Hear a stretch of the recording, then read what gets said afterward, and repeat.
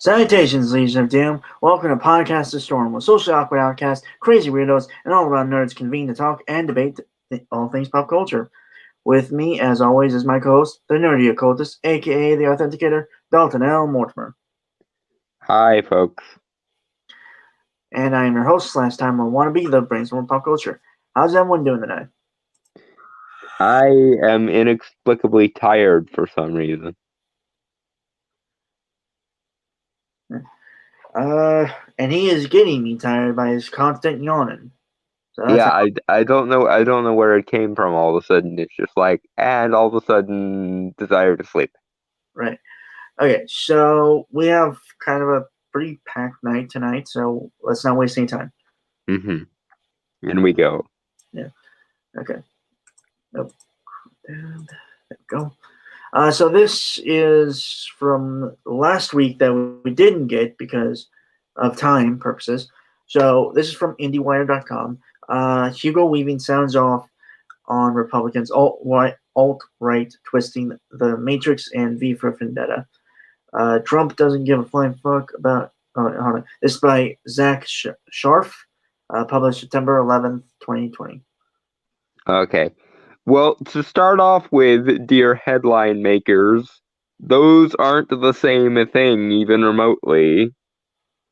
And even if people in those two categories used the red pill meme or any of the useful talking points for V for Vendetta, that doesn't mean that they're co-opting them or something.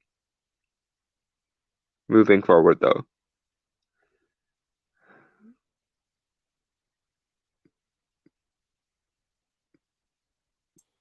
Right, okay. So the subheader says Trump doesn't give a flying fuck about anyone else but himself. Weaving adds, it's just unbelievable that he's president. I mean, I don't really object to any part of that statement. I will say that him becoming president was very much a response to the establishment failing and the politicians, such as they are, acting like basically the elected versions of the aristocracy, and us, and by us I mean the public of the United States going, we would like to deal with a person who at the very least functions like a normal human being and doesn't couch everything in pompous pseudo-intellectual woo. I'll be honest, personally, I do not care who's in the Oval Office because most of the time they don't do jack shit. Mm-hmm. Like, at all. That's just my personal feelings. I disagree, but that's not really the point of this particular article, so on we move. I'm just saying, like, my preference is Totally understandable position, at least. And also, I just like I think of myself, I can offer somewhat of an unbiasedness in this argument, if possible. Mm-hmm. Mm-hmm.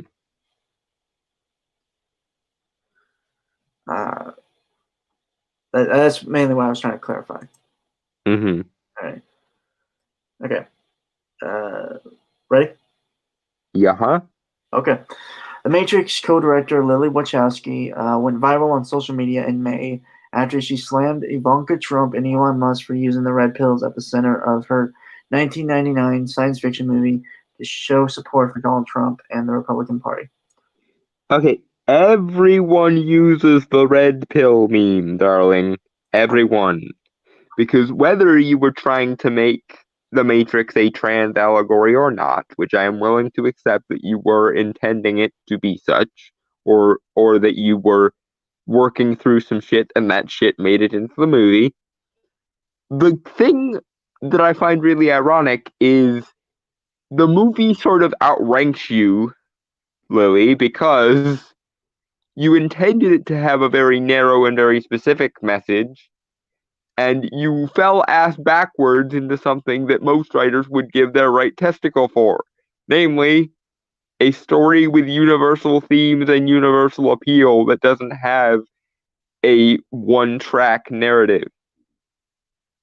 Because you made something that universally applies to the human experience, philosophy, politics, and so on, more people than you anticipated were able to find meaning and value in the movie. And you, my darling, are now looking at that and seeing it as a bad thing. And as someone who tries very desperately to make his ideas have universal appeal, and I'm sure Brainstormer can back me up here because he's a writer, you ungrateful bitch. No offense to you in particular. It's just you basically found the Holy Grail, and now you're complaining that the Holy Grail heals the people you don't like along with the people you do like. That's basically what happened there. You made a story that appeals to everyone, and now you're whining because it appeals to people who you don't happen to like. It's extremely ungrateful is the thing there. Moving on.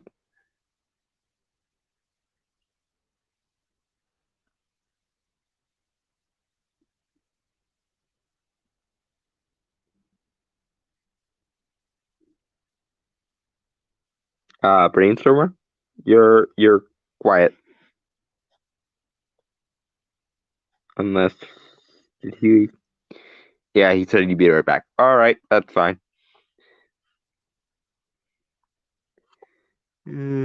Oh crap!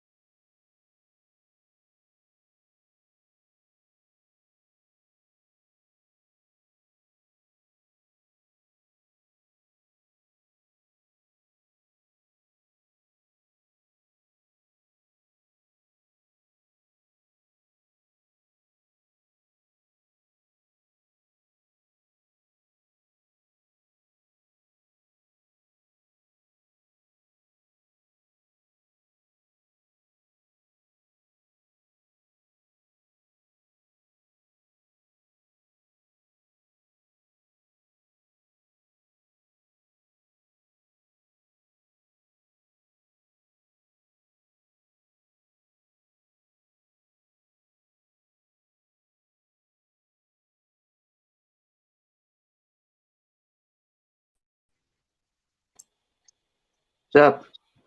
Okay, my apologies for the dead air. Apparently, when I tried to minimize the chat after checking it when you texted, it booted me out because Yeah, StreamYard hates phones. yeah. I just came back. Okay, so anyway, back to we now return to your regularly scheduled podcast at the store. We Yeah, apologize for the technical difficulties. yeah. Sorry, folks. I had to take my dog out, and then she was being a grade 8 bitch. I'm trying to get her back in. So Well, I mean, she is a female dog. It is sort of in her nature to be a bitch. But I'm ching. yeah. So yeah, now she's spending her time in her pen for the rest of the night. Early bedtime. Mm-hmm. Jesus Christ. So yeah. Anyway, where were we? Okay. Well, we're gonna restart this because we kind of fucked up. Okay. Yeah. So, The Matrix co-director Lily Wachowski went viral on social media in May after she slammed Ivanka Trump and Elon Musk for using the red pills at the center of her 1999 science fiction movie to show support for Donald Trump and the Republican Party. Okay. Again, Lily, my darling, the problem you have here, and I use the term problem in air quotes, is you went and made a movie with universal themes and universal appeal, something that most writers would literally give their left testicle for, and you're complaining that it has universal appeal rather than appealing to the very narrow audience you apparently intended it to have. I'm willing to accept that you were in fact going through the crux of your gender dysphoria whilst you were making the movie, and that may have influenced the movie, and maybe it was in some way intentional, like a sort of performance art piece or what have you. But the thing is, you made a movie that appeals to more than just the trans community or people who you agree with ideologically or politically. Therefore, you're going to have to just put up with the fact that people who you don't like and ideologies you don't like are going to use it, because when you make something universal, it has applications in the entire universe, not just the narrow section of the universe that you personally choose to carve out for it. The Matrix, whether you intend it as a trans allegory or not, is about having the bravery to believe, or rather to escape a world of comfort and lies and illusion in favor of a harsher, starker reality and the freedoms that come with seeing a truth that no one else sees. It's essentially a little bit of Plato's little bit of Plato's cave, a little bit of brain in a vat, a little bit of some esoteric Gnosticism. And that appeals to everyone, especially in times like these, because when you say what you consider to be an obvious truth and no one believes you, there is a tendency to think that maybe you took the proverbial red pill, and that's the problem. Because the thing about the Matrix, right, is the Matrix looks, for all intents and purposes, like the universe. But it is not the universe.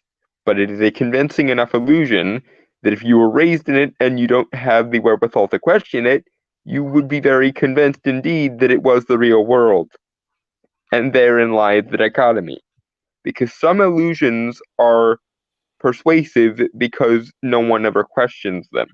And if you happen to be a questioning type personality, if you happen to be a little bit autistic or a little bit anal retentive about logic and so forth, it can be very comforting to have the easy metaphor of the red pill to fall back on, especially because the red pill is synonymous with any moment of epiphany. Or, to put another way, to quote one of my favorite YouTubers, Dr. Random McCam, who is awesome and I love him, but to quote him, The red pill is not a conspiracy theory. The red pill is when you realize all of the conspiracy theories are false. And it's just human nature piloting humans.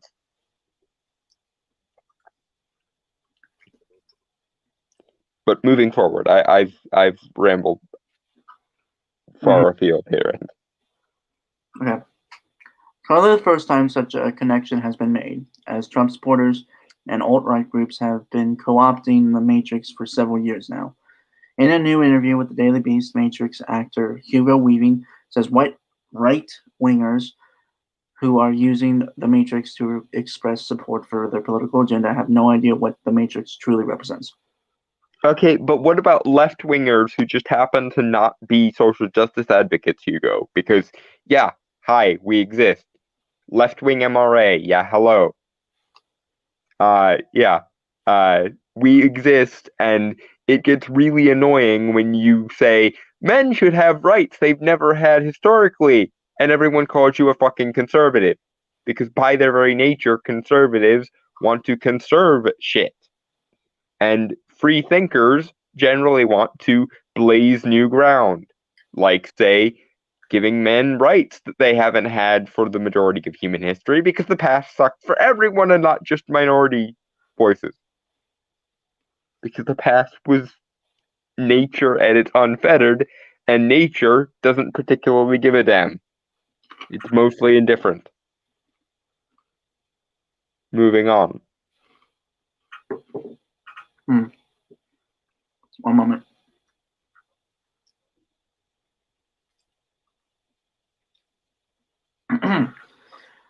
I am befuddled by it, Weaving said. It goes to show how people don't read below surfaces. They don't read between the lines.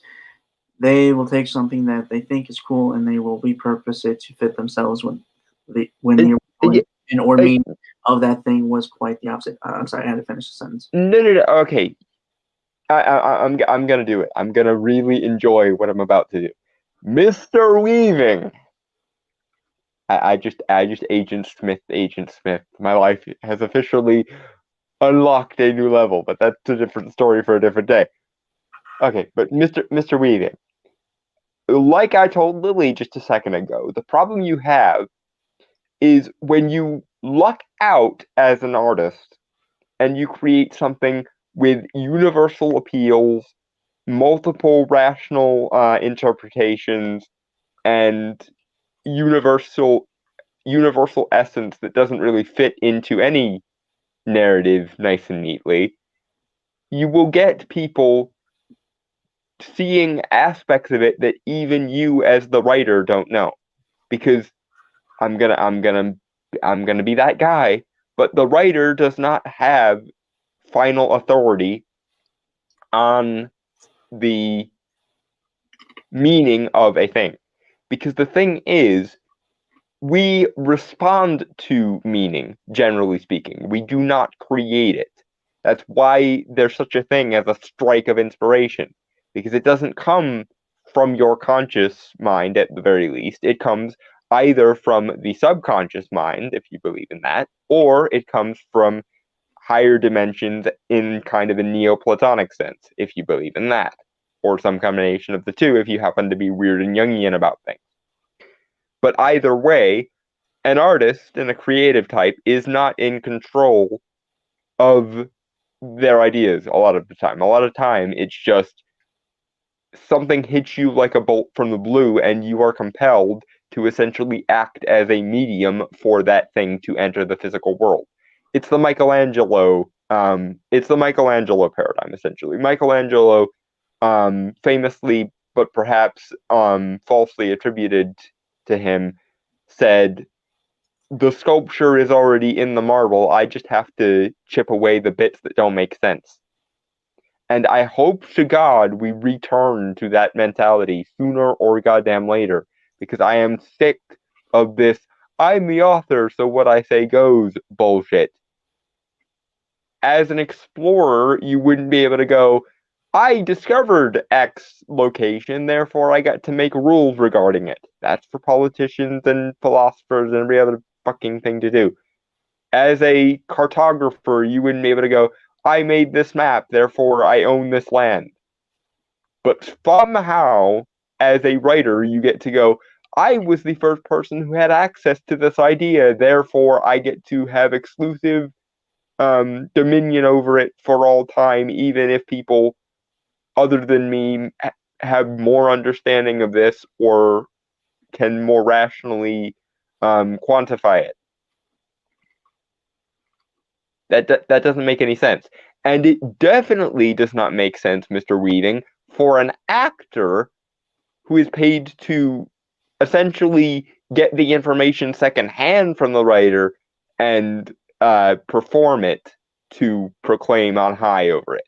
If you could at least make the argument with the authority of the author. I mean, they do essentially come from the same root word, but an actor or a performer, certainly not. No one is claiming your likeness in particular, so why the fuck would you even bring this up?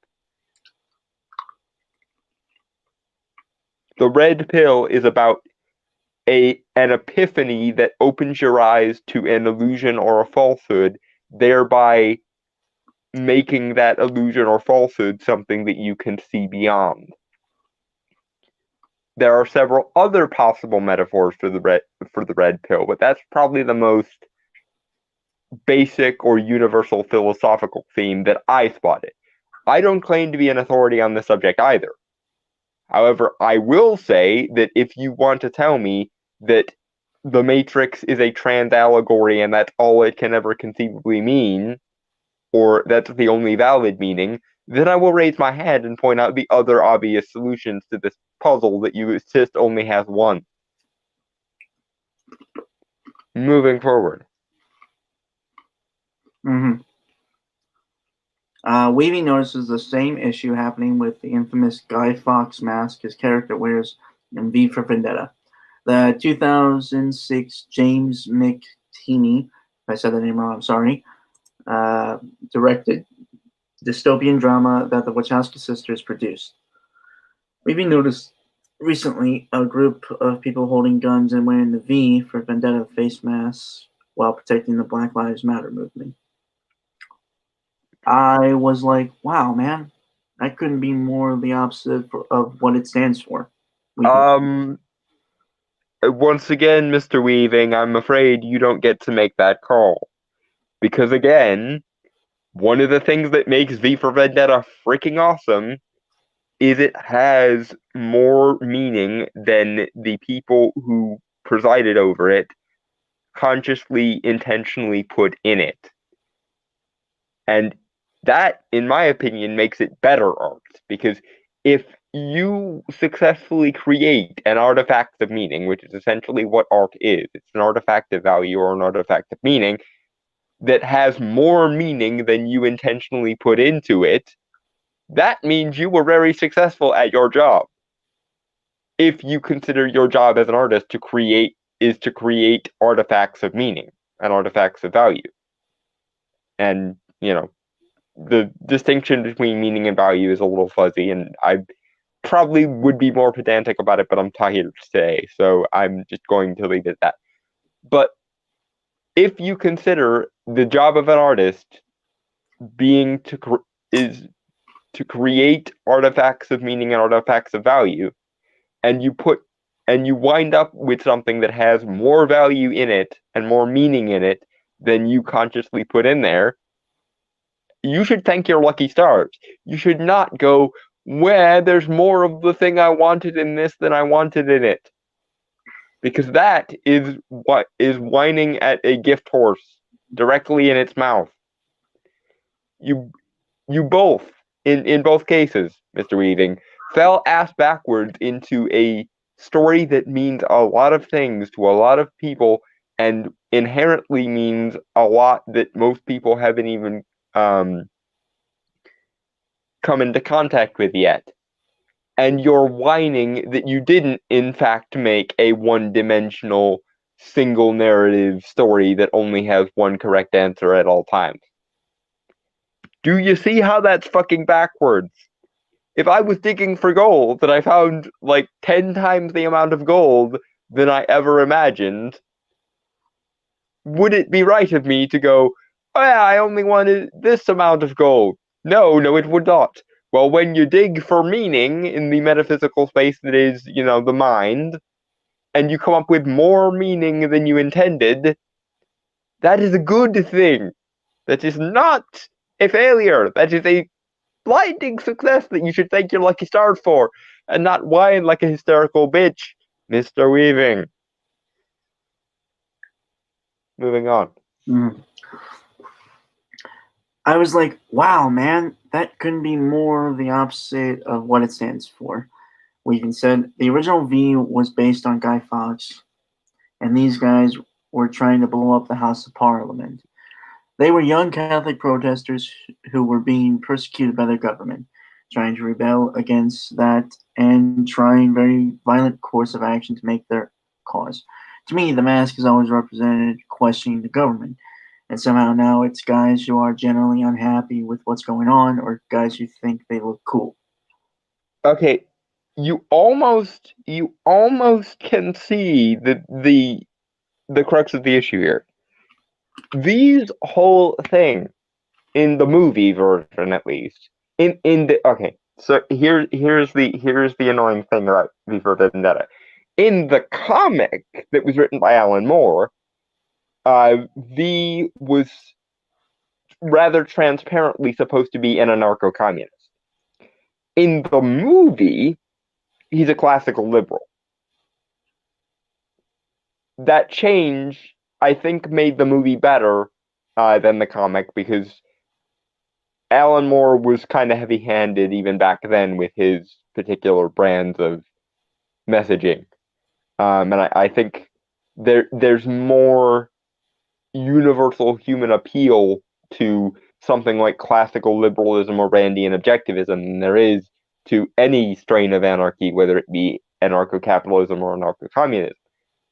But you mentioned something there, Mr. Weaving, that I think is important to focus on here. It's about questioning things. V's whole shtick in the movie was freedom of expression and freedom to think and freedom to read. It was basically a lot like the approach of the scraps of Edgar Friendly in the movie Demolition Man. It was about the freedom to think as an individual agent and be an individual agent against any system. It doesn't just have to be the government. And it's kind of sneaky and disingenuous of you to hold the government to one standard and hold any other kind of power structure to a different standard. Guy Fawkes, at least broadly now, because yes, there were more specific details in the original incident, but it's been used for multiple things. Like in the V for Vendetta comic, it was anarcho-communism. In the V for Vendetta movie, it was classical liberalism stroke maybe classical libertarianism, somewhere in that general zeitgeist. But that symbol has taken on basically a defiant, questioning approach because the main cut and thrust of V for Vendetta the movie can be encapsulated in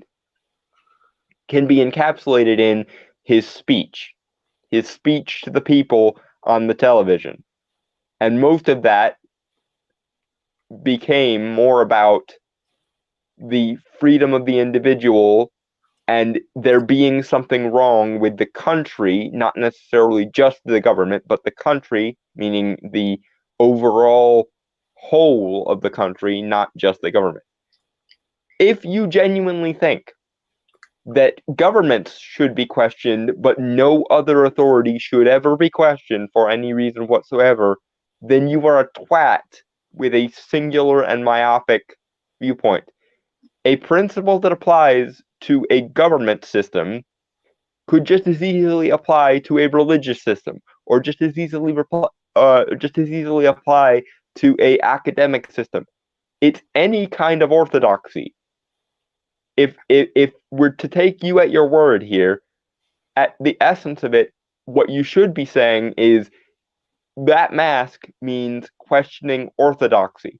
But you can't say that, Hugh, or you can't say that, Mr. Weaving, because you hold the government to different standards than you hold any other power structure whatsoever. And that is fucking bullshit, sir. Apply your standards universally. Say that V is about questioning orthodoxy of any kind. But you can't say that because there are orthodoxies that you agree with, aren't there? And you can't be bothered to hold yourself to your own standards. Can you, Mr. Weaving? Do you think that's perhaps a problem? Moving on.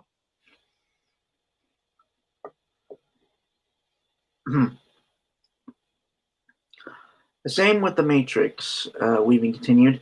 There was something to do with looking cool in black with a gun, and then you can go into a school and shoot people and somehow you're immune.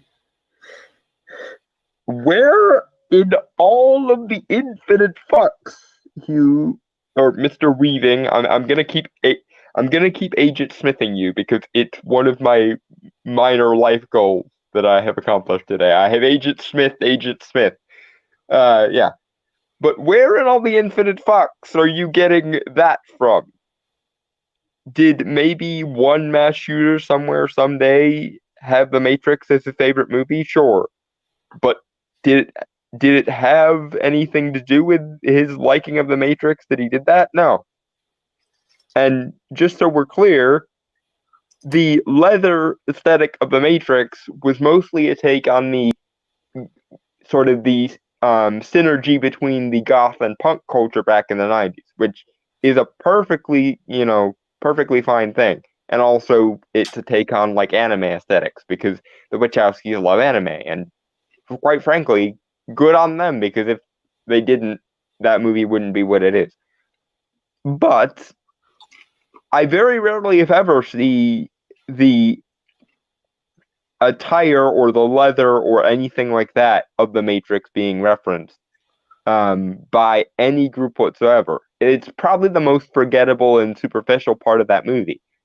The reason why the red pill works is, again, because you can substitute any epiphany about any subject that involves like an overarching illusion, and it works.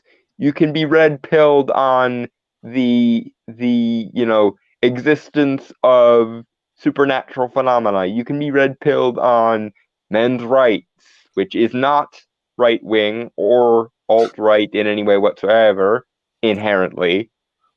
You can be red pilled on the existence of God or lack thereof, depending on where your allegiances lie there.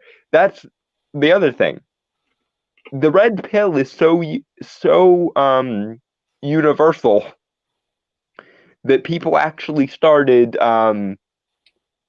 changing its color and labeling the various colors different things. Like to become black pilled is essentially to be red pilled on nihilism, which means you've resigned yourself to the fact that nothing matters. And no, I will not take the black pill. The white pill is the assumption that either God exists or there's some meaning in the universe. I'm fine with one half of that being included. I'm not so fine with the other, but that's neither here nor there. I occasionally use the term glowing pill for anything magic related or somebody coming to the realization of anything magic related because I'll be honest, it sounds like you want me to take a pill full of radiation. No, it's not it's not radium powered. If we ever actually made a glowing pill, it would be glowing because of some metaphysical or alchemical substance. I'm sure I'd figure out someday. But that's a different hypothetical in a much more humorous universe. Mm-hmm. Yeah, but you don't get to say, Mr. Weaving, that the red pill is just a trans metaphor, or it's just a metaphor of breaking away from traditionalism, or a metaphor for this, or a metaphor for that. It's a metaphor for D, all of the above. Whenever any orthodoxy and ironically, it's very much like the Guy Fawkes mask. Whenever any orthodoxy becomes so secure in its convictions that it can just disregard logic and reason, there will be a subset of people being rational human beings who take the metaphorical red pill. And because very often these kind of institutions raise you from birth, it does require what we call in the industry a red pill moment, a moment where you have to see beyond the illusion and take your metaphorical medicine, as it were. Moving on. Mhm. All right. Uh, right. For the record, I didn't even finish that sentence. So, Oh God. yeah. I thought I was going to sneeze, but I didn't. Ah. And, okay. Somehow you're immune from the consequences of that because you feel like you're cool, you feel like you're V, or you feel like you're Neo or something. It's a very, very shallow reading of the intention of a film. Okay, a baseline, he's not wrong, but don't. But I doubt that many people are actually thinking in those terms.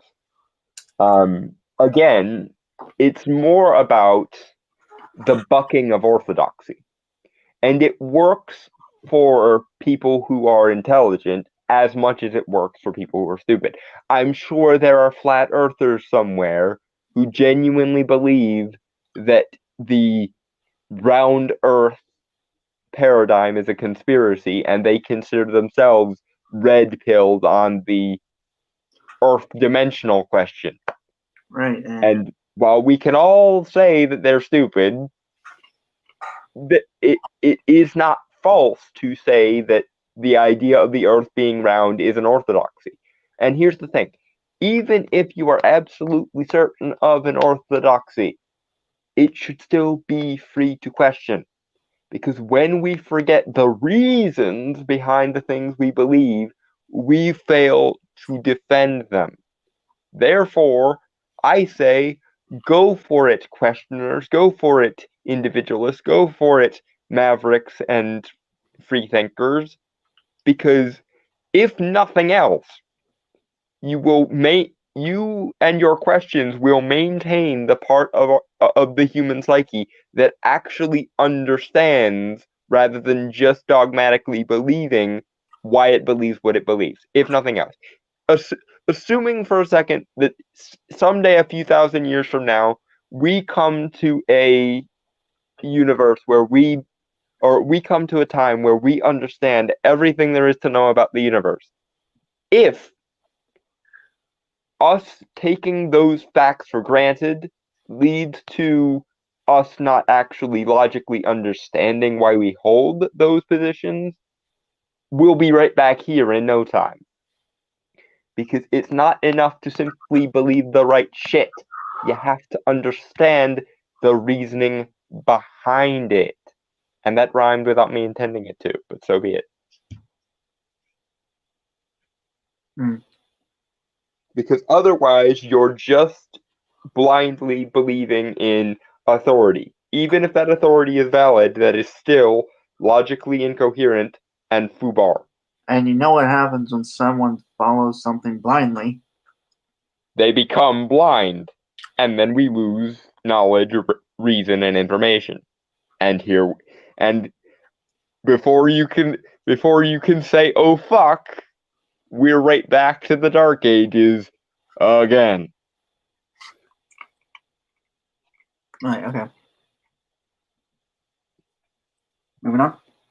Yep. Okay. Excuse me. As Wayman explains it, the problem with culture is that these films are profoundly thought through, but it's easy to look cool. It's too easy to look cool.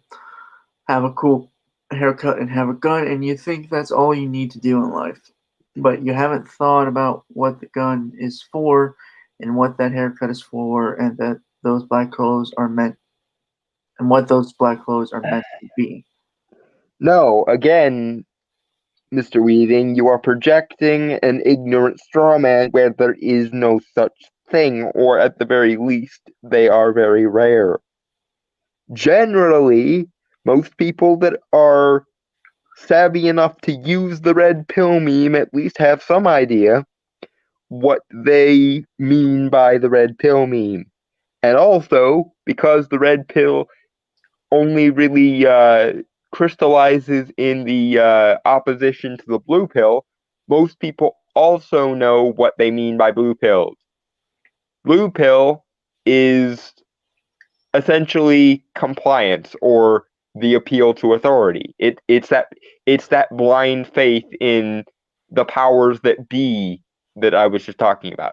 That's what blue pill means in just about every context it is used, You know, whether you believe in the thing the red pill signifies or not.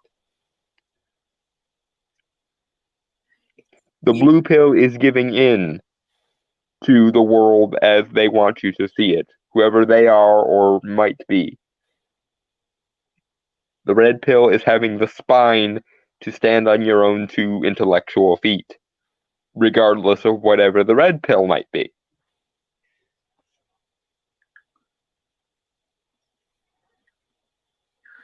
right.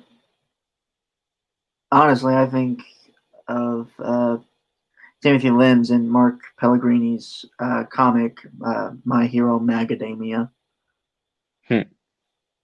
Because it has the red pill and the blue pill, I think, in its second part.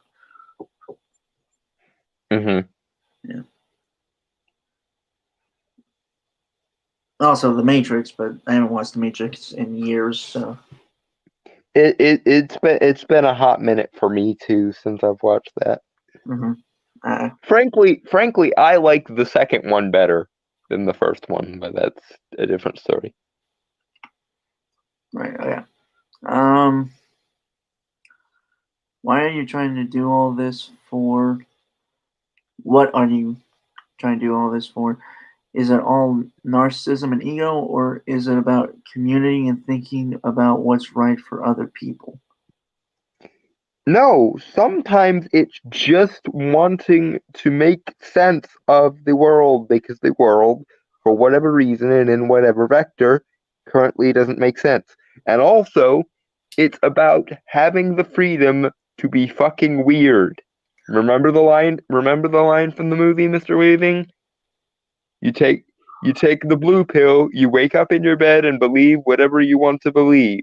You take the red pill, you stay in Wonderland, and I show you how deep the rabbit hole goes. Essentially, it's a warning that regardless of whatever truth the red pill might represent and whatever state of authoritative normative compliance the blue pill might represent, if you take if you take the risk of standing on your own 2 feet and being willfully weird and willfully iconoclastic, shit's gonna get weird and everyone's gonna call you insane because when you're the one sane person in a room full of insane people, you look like the insane person. But you have to be willing to take that risk. Otherwise, you're basically choosing the bliss of ignorance over the harsh knowledge or the harsh reason or the harsh whatever thing it might represent moving forward. Right. Okay. So, when you get such a split in society, it's because there isn't the leadership at the top. Weaving concluded, they aren't thinking about other people and are only thinking about themselves. Trump is the classic, most unbelievable example. Narcissist is a stupid thing to say. It's so obvious. He doesn't give a flying fuck about anyone else but himself. It's just unbelievable that he's the president. Yes, I think that's a perfectly fair criticism of Trump specifically, but if you're just going to tar everyone you disagree with the brush of they're a narcissist, therefore I don't have to listen to them, that is you making an argument from authority, in this case, the authority of a concept, rather than the authority of a person or an institution, which basically means, very ironically indeed, Mr. Weaving, that Agent Smith is a blue-pilled motherfucker. Surprising, perhaps, no one, ironically. You are looking at the red pill and you are making the blue-pilled choice, and you're not even willing to hear the metaphorical Morpheuses out. Or Morphei? I think it's Morphei. You're not even willing to hear the Morphei out and their various truths.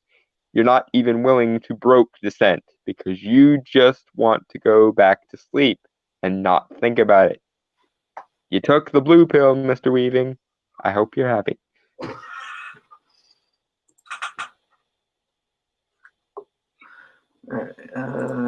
Well, we're waiting for that. I got another to say. Like, that's pretty much Dalton's article right there. Mm-hmm. Okay, let me check the thing. All right, so our next article is from CBR, comicbookresources.com. I sent you this one, right? Yes. All right. Yeah. Yes. I don't know if anyone else covered this. I think, but I haven't seen any. Anyway, yeah. So The Boys, why Homelander's go-to movie is Taxi Driver. Hint: it's white male privilege. This is by Cass Clark. That's published 6 days ago, so September 14th.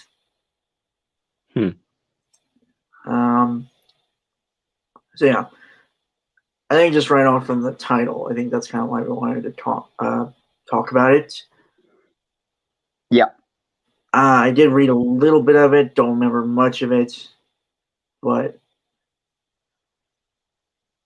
okay. So full disclosure, I don't really like The Boys. I don't really either. It's amusing from time to time and it's well written and all, but it's so caked in exactly the kind of trademark realism and cynicism that I detest that Okay. I don't. Okay. Well, I mean, I've heard good things about the show. I don't like the property itself that much. Same thing on the way. I will say I think the show is a massive improvement over the comic. From what I've seen of it, I think so too. I've only seen like clips of it on YouTube. I haven't really watched the series itself because again, like it's not really my kind of show when it comes to superheroes. Mm-hmm. It's not really. My big thing is I don't really like how it portrays superheroes much. Mm-hmm. You know, like I said, it's like too cynical in a way. Like it's too. Well, actually, it's not even. Yeah, no, it is cynical. It's just like and I don't mind cynicism when it's used correctly. I think it's just it honestly feels like they really do not like superheroes at all. Yeah, it's this kind of art or this kind of expression is broken, and we need to fix it by ruining everything about it. I do, like I said, I do like the show where it's more of like it's pretty much like Mad TV, and in a sense where like it takes shots at pretty much everyone. Yeah, and like I said, it's well written and it's interesting and all. I can't get past the everything is grim even in universes with wondrous shit approach to everything. Yeah. Because it really gives the impression that you just can't tolerate the existence of wondrous shit. Yeah. I will say I like Homelander, like from the writing point of the character in the show. Plus the actor is amazing. Mm. I just hate how they've portrayed the archetype of Superman. Obviously, because I'm like a fan of Superman and all. It's just Mm-hmm. it's mainly because we've gotten too many versions of this Superman already. So Yeah, the whole Superman is too naive and too idealistic. We have to make him grimdark approach is getting on my nerves too. And I am generally speaking more on the other side of the argument with that one. Like I think Superman can sometimes be overrated, but that being said, I'm not going to sit here and listen to him be shat on when he's very clearly being shat on. Any more so than I would any other character. My approach is every character deserves to take hard knocks from time to time, and every character deserves to have moments of triumph from time to time, because that's how things work. right. So yeah, that's kind of my thing. But okay. Also, whenever the series ends, we are going to watch it and try to review season 2. I do not. So I feel like if we try to watch both seasons and review them as one whole thing, that's gonna like Yeah. yeah. So just season 2. Mm-hmm. All right. So yeah, like I said, this. Okay. So yeah, this is from CBR. I read that. All right. Amazon's X-ray vision feature confirmed Homelander finds comfort in watching Taxi Driver, as the film shares his entitled belief in violent tantrums.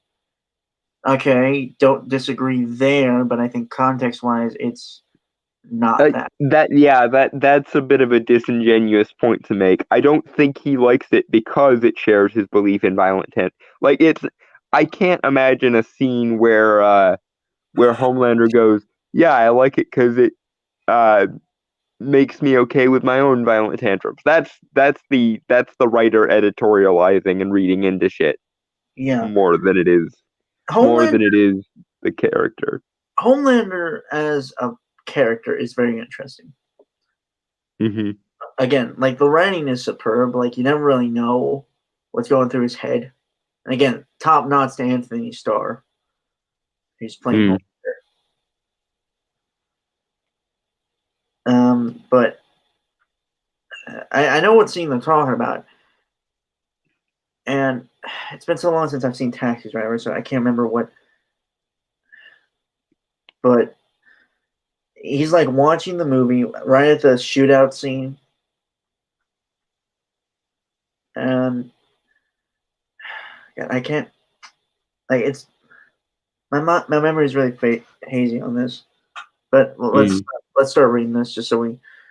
All right. Yep. All right. In season 2, episode 4 of The Boys, Homelander felt threatened by Stormfront's sudden success in the media and deemed this shift of attention to her disrespectful to his position as the face of the Seven. Yes, Homelander is a self-absorbed asshole. What of it? Yeah, he was raised in a. Yeah, the guy's kind of really like a. He's actually kind of pathetic. Yes. Like, he was raised in a lab, so he has mommy and daddy issues because he never had them. Yeah. And really, he was only bred to. He was bred to be. He's playing the role of Superman, but isn't actually like the complete opposite of Superman. They made a version of Superman that, by the way they raised him, is a pathological narcissist. Yeah.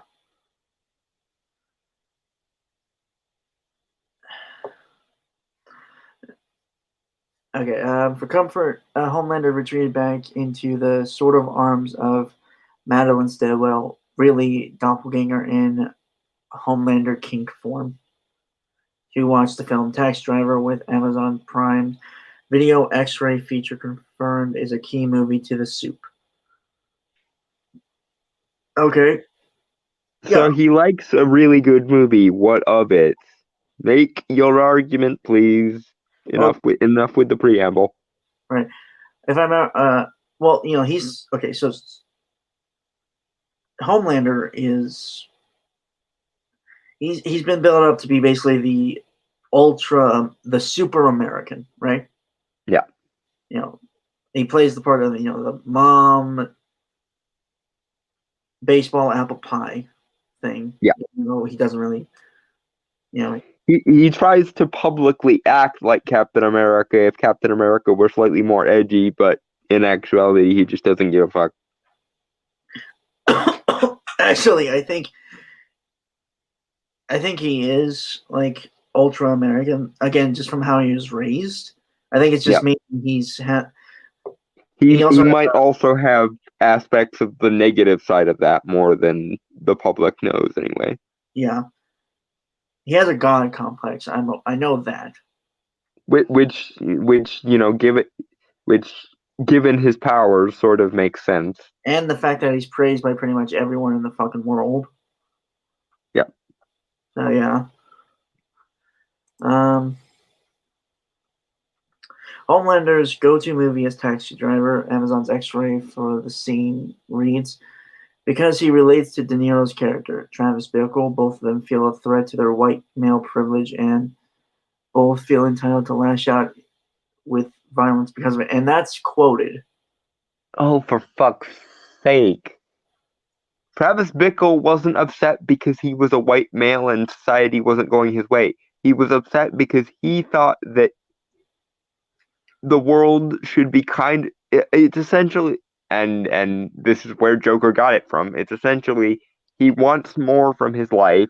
The world is not cooperating, and eventually it snaps him because there's only so much crap one can put up with before you have the Joker style one bad day.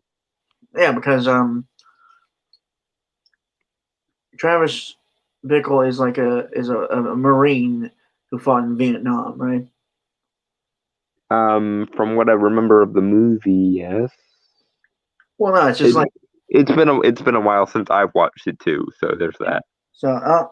Yeah. So, well, I was also like when I was getting with like the whole the ultra patriot thing with Homelander is it's an American movie, and I feel like he will just watch like the classic, uh, the classic like American cinema stuff. Yeah. Not to mention that it's an Americanism that Homelander himself can relate to because it's very rough and tumble and very aggressive Mm-hmm. and maybe a little bit narcissistic like himself. Yeah. Therefore, of course he relates to Travis Bickle. He's essentially Travis Bickle if Travis Bickle got the recognition he was seeking and also had superpowers. Yeah.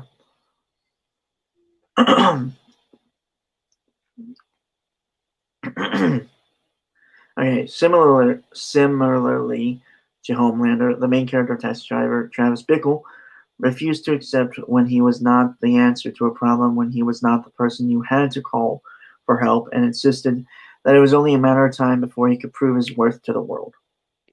Yes, because if you become accustomed to everyone needing you, and all of a sudden they don't need you anymore, that's jarring, especially if, as is the case with both Travis Bickle and Homelander, I think, if your entire life's purpose and your entire life's meaning comes from at least people need me, at least I'm the center of the, at least I get to be the big damn hero, and then you don't get to be the big damn hero anymore, it's going to fuck with your self-image.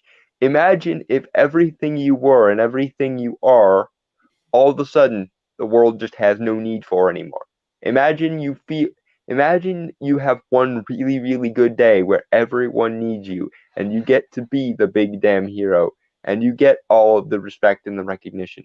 And then imagine just as quickly the world just decides it doesn't need you anymore. And furthermore, it might even decide you're the villain. No shit, that's gonna fuck with someone's self image because people need meaning in their lives. This shouldn't be a controversial statement, but it is true that people need value and people need meaning. People need to be made aware that they count, they matter, they have an impact on the world, whether it's good or bad. And if you take that ability to make an impact from somebody, especially somebody who once had everything they could ever want, then you are single handedly getting in the way of someone and their dreams. I invite you to contemplate what you would do if you had everything you could ever dream of and somebody, I don't know, let's say you had a dream to live in a big, ostentatious Victorian style manor house, and then you have it, and you have it all perfectly polished, and you have butlers, and you have all of the bells and whistles, as it were, and then somebody just lights a match one night, and it all goes up in flames. Tell me you would not be pissed off by that. I don't think anyone in their right mind could honestly say that. Because we work our asses off as a species to get the things that we find make our lives more meaningful. And if, on the off chance we can ever have them, and someone takes them away from us, it breaks our psyche because now everything we've worked for means nothing. Therefore, we mean nothing. And therefore, we are emotionally crippled by that. This should be obvious shit. Moving on. Okay. In Travis's world, he created a paranoid vision that he was destined to cleanse the filth. Red people facing homelessness, addicts, sex workers, poverty-stricken families off 1973's New York City streets after being honorably discharged from the Vietnam War. As a soldier with no war that wanted him, he decided to become the cowboy/killer. Although he was a taxicab driver due to his lack of education and experience outside of the battlefield, he claimed his mission was larger and decided to shoot up a brothel and kidnap a child prostitute inside named Iris to help her. Not asked for, in fact, she denied his help for reasons only Iris will know, as the film doesn't tell us. Okay, is it just possible that Travis Bickle, being a undereducated man in a war from a very young age, has PTSD? Does that get him any leeway whatsoever? You know, Can you honestly tell me that you can do everything possible to break a man's brain and then bitch at him for having a broken brain? Is that what we're supposed to take from this? We shouldn't have sympathy for him because war probably warped his young brain out of joint. We shouldn't have sympathy for him because he once had everything he ever wanted and it was ripped away from him. We should just blame him because he's handling shit poorly. Granted, he's handling shit very, very poorly, so consequences are important. But at the same time, if someone goes on a rampage because their house is burnt down, don't we at least give them a little bit of leeway because they lost everything they loved recently? It's called the crime of passion. It's called not guilty by reason of insanity. And we extend it to people who murder their significant others in catching them in the act of cheating. Sometimes we extend it to children who were abused and maybe killed their parents sometimes. But do we perhaps want to consider that we shouldn't send men off to, and it is mostly men, to fight and die on what amounts to a living hell, have broken brains, sometimes literally have explosions go off on people's heads, and then not care about their well-being afterwards? At that point, you're just asking for something to go wrong. You put somebody's brain in a blender, you're going to get a smoothie out of it. And unfortunately, brain smoothies don't go down all that smooth. You done? Moving on. Okay. Travis doesn't value her agency over his chance to play the hero. While Iris is returned to her parents, the audience never knows why Iris ran away to start and never find out if her new home is any safer. For the record, the movie doesn't even try to paint Travis as the hero. No. Like, the only time he's ever been traded to the hero is like to himself. Yeah. And the thing of it is, the characters can be wrong. And did it ever occur to you that even by referencing the fact that he likes Taxi Driver, the show might be insinuating that Homelander 2 is wrong. Because sometimes characters are wrong without realizing they're wrong. Like most wrong people, they don't realize they're wrong while they're in the process of being wrong. Because while you're in the orbit of the stupid, it becomes very hard to see the stupid. When you're swimming in an ocean full of stupidity, what is the water of stupidity to you?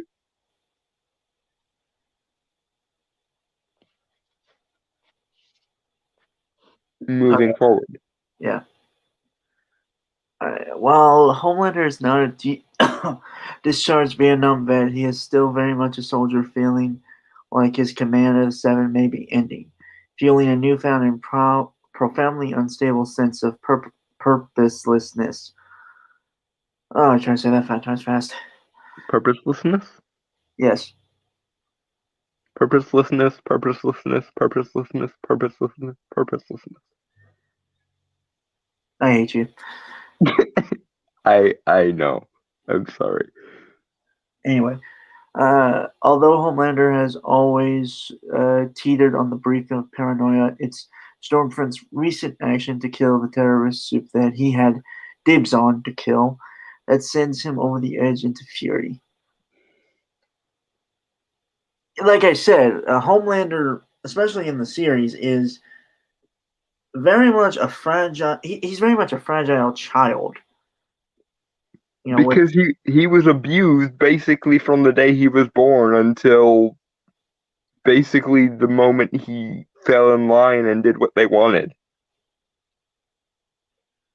Again, you're going to break a person and then blame them for being broken.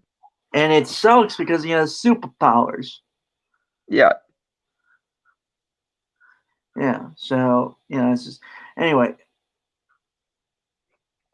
Like he's very Homelander is very much a petulant, narcissistic child. Mm-hmm. And it's terrifying that he has he can just laser you in half or something. Yeah. Yeah. So okay. Uh, It's similar to the Brightburn thing. What do you do? What do you do when the person that has Superman's powers has no remorse and no restraint? yeah. What do you do when the reaction of Superman to finding out the world to him is made of cardboard is what do you do when his reaction to that is not, wow, I need to be careful, these people are delicate. It's, ooh, no one can stop me, let's have fun. Yeah. Stormfront drove Homelander even further to madness when she called him out on needing to be liked and told him that while he has fans, she has soldiers, implying that he cared more about his appearance than his capability as a leader. Maybe, I don't know. I saw that scene, but I just saw it as her trying to One up him, basically. get in his head. Yeah. Also, I'd like to point out the fact that Stormfront, because when we originally talked about it, like in the comics, she's a dude, but she was changed into a chick. We thought we thought she was going to be a feminazi. Mm-hmm. She's not. She's just a straight up Nazi. She hides it, but Well, but I mean, then it becomes the question of where's the fucking line? Where is the line between a regular Nazi and a feminazi, really? If it's a pretty female person who's good at using social media, where's the fucking line? you know what's funny? I think the actress is Jewish. That's great. Yeah. Also, like I said, like the casting for it too is like they're all great actors. They play the parts well. Mm-hmm. From everything I've seen, I'm more interested in Black Noir simply because he doesn't talk at all. I'm just curious who the hell is behind that mask. Mm. Yeah. Anyway. Also, yeah, and they actually like the scene he's talking about. It's funny because she brings up emotion cells. You know, she she has people creating a bunch of memes to Mm. strike up um, not only Homelander but other people. Hmm. So it's like what essentially what a company does, like co-op movement and stuff. So, Yeah. which is It, funny. it's PR. Yeah. All right. See, Homelander said, watching De Niro's character on screen fire his gun with the kind of aim that's asking for everyone to be a target. You get disrespected over and over, and that's what happens. How much shit is he supposed to take? That's a good question. How can you disrespect someone to their face and be mad at them for it? Okay, it's like, and I'm gonna get so much shit for this, but are we really that surprised that most school shooters are the kid that always got picked on?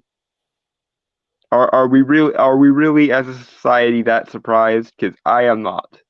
Because Oh, when people generally speaking, it, even if you took the most well-rounded, well-adjusted person you could, and you put them through, you're the worst, you suck, you're awful, you're a bitch, a cuck, a F word that I can't say even though I am one, so on.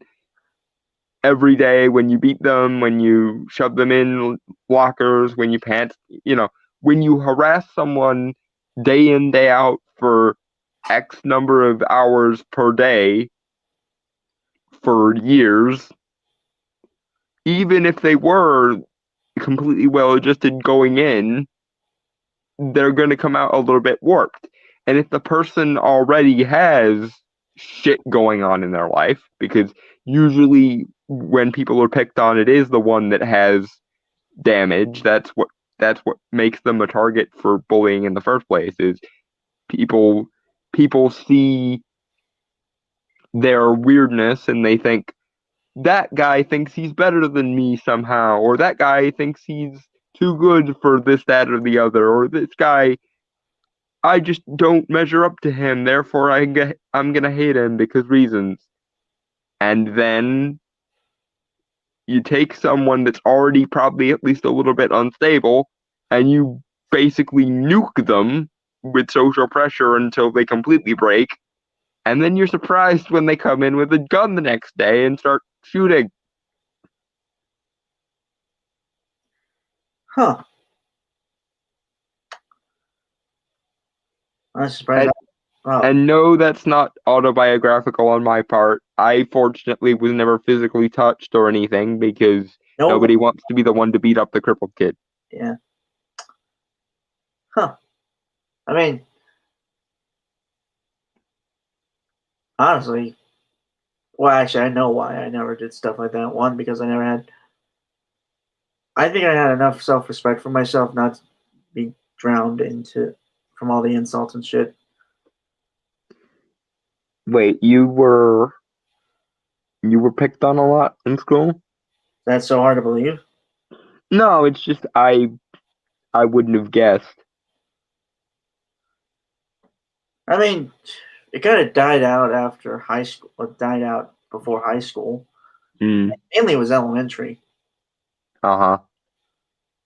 And a few moments here and there, middle school, but high school was pretty much fine. I didn't talk to a lot of people because we were all too busy working.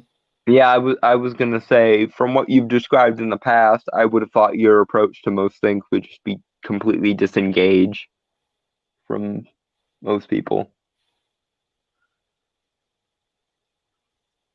Like I said, I have enough respect for myself that their words meant nothing to me. Good for you. Yeah.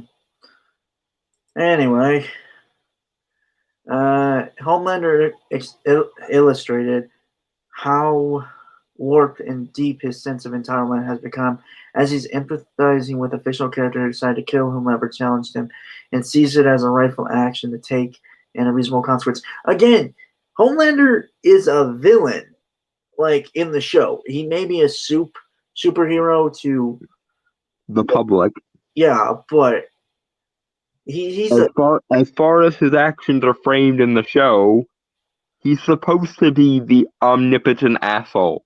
He's a little bit like Rick from Rick and Morty that way. We're not supposed to see him and go, he's someone we should aspire to be like.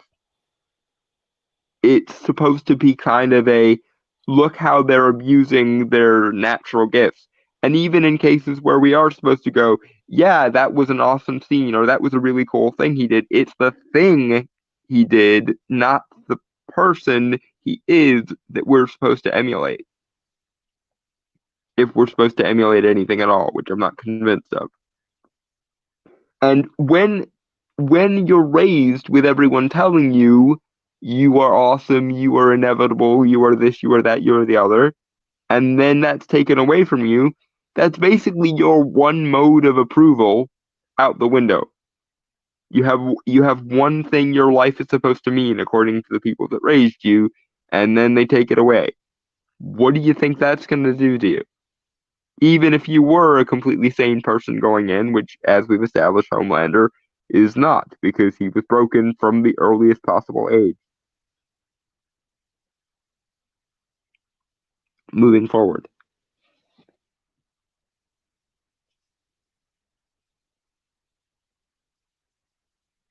Unless you left again. sorry, stepped out for a sec. Okay. But yeah, like what Dalton was saying, I do agree. Like, well, it's basically again like what I had said, but you did. You sounded better when you said it. Thank you. Yeah. Homelander is the bad guy, and he identifies with a guy who thinks he's the hero. Because Homelander himself thinks that he's the hero. Yeah. And why wouldn't he? He's been told a bunch of hero mythology crap since, like, he was literally made, as in a lab, to be a hero. Why wouldn't he identify with somebody like Travis Bickle, who thinks like he does and also wants to be the hero? Yeah. You know, they had the guy who played Gus Fring in that show now? Like this. Yeah, what was his name? No. Carl Esposito, I think. Yes, I think. Phenomenal actor. Mm-hmm.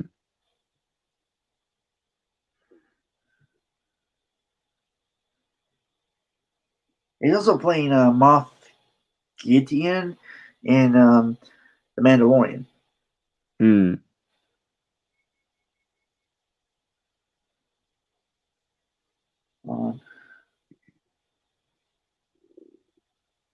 Interesting. Moving forward. Oh no,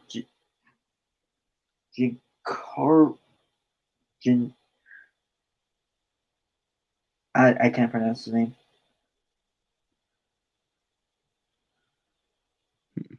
Anyway, yeah, moving on. The media whore is the face of Seven. Homelander said, "It's a whole chain of weak links. It's very hard not to take personally. You cannot see Stormfront's success, even if she is as murderous as he is, was as allowable because he had nothing to do with it. He cannot accept a world where he is not front and center. He believes that if he is not the face of Seven, then it will result in failure for them." That has nothing to do with whiteness or maleness or privilegedness. It has everything to do with the consequences of breaking a human mind and then giving that mind access to unbelievable power. Yep. It's exactly the issue I've always had with the Comics Code Authority. You break something and then bitch that it's broken. And then people like this, people like the writers of CBR, look at that and go, that's all whiteness and all maleness somehow. In a way, you you do realize that he's technically defending Stormfront, right? Yes. So Who is he's white knighting for the feminazi bitch who is literally a Nazi. Yep. And again, I believe the actress is Jewish. Part of me thinks that's intentional, but I hope they really just hired her because of her. I hope it's unintentional so that it can be a wonderful coincidence. Yeah, no, like I said, I hope it's unintentional. I hope it is unintentional, and I hope they just hired her because she was just a great actress. Because by all accounts, she is anyway. Yeah. All right. So, Homelander's delusion is so strong that he forced Doppelganger to come Madeline Stillwell to reiterate exactly what he wanted to hear, refusing to accept the world could be otherwise. The Seven is your team. You nurtured them, you watered and fed them. If they can't respect that or you, it may be time to pull out the weeds and start over again. Within the I'm sorry. Is it so wrong for someone to want validation, especially if they're not getting it from anywhere else?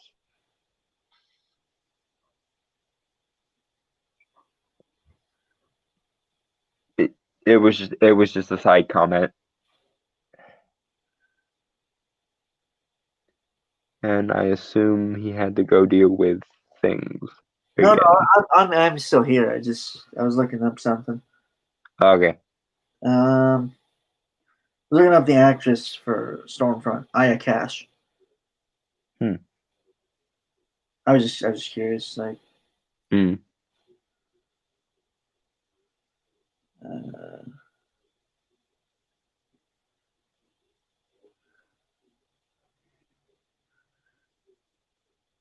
yeah, no, she's well, she's half Jewish.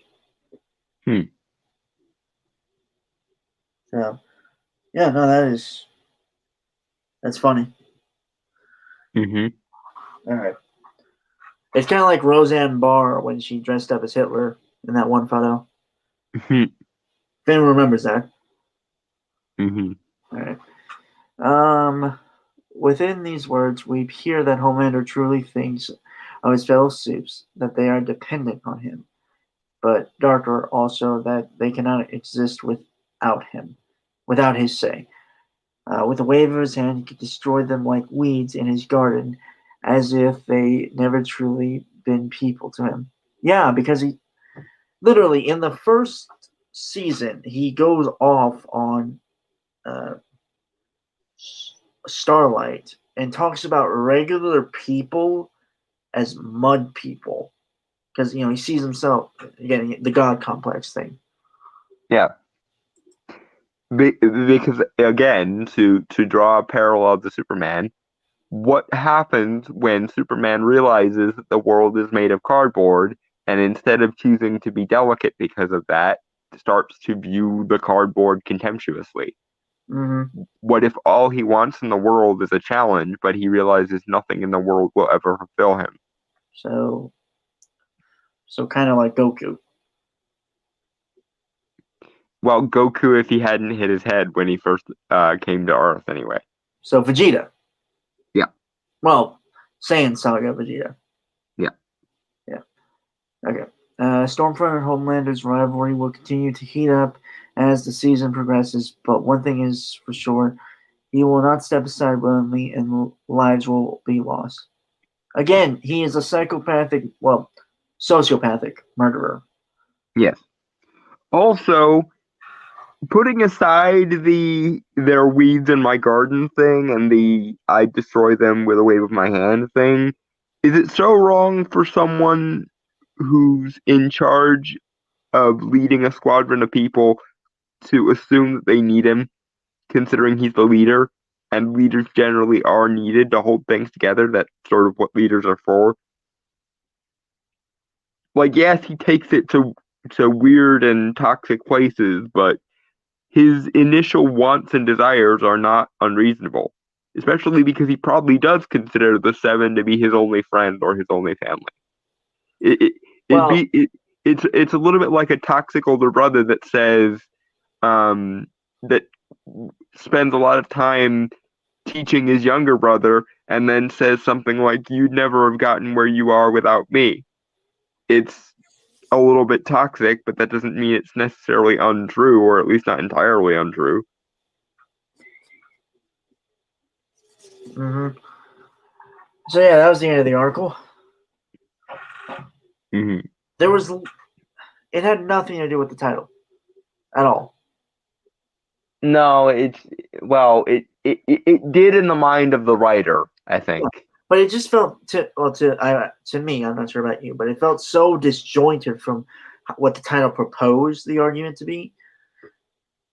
Well, I think because the author assumed the validity of the argument going in, and therefore all they had to do was state the case, and people would fill in the gaps for themselves. Because in their minds, their worldview is not a worldview among many possible worldviews. It is the one true worldview, and anyone who doesn't hold that worldview is either evil or stupid or both. Right. Okay. So, yeah, like that was the end of the article. I'm honestly surprised it wasn't longer, to be honest. But Mhm. yeah, I gotta really say it's a stupid article and based on I want to say objectivity, but I don't know if it is objectivity. Like the writer is substantially wrong in Yeah. their point of that scene. Yeah. So yeah, so objectively, the writer is wrong about the scene that they are referring to, which I believe is episode 3. I think. I gotta get Prime for Amazon. Hmm. Yeah. So yeah, so moving on. Holy shit, we're only an hour and a half in, and we're at the third thing already. Yay. Huh. Progress. Yeah. Okay. So, like we said a couple times, we are doing the DC fandom stuff. Mm-hmm. And this week we're doing the Suicide Squad. We're doing the roll call video, and we're also doing the behind the scenes thing we were talking about. So yeah, here's the first one. It's very stylized.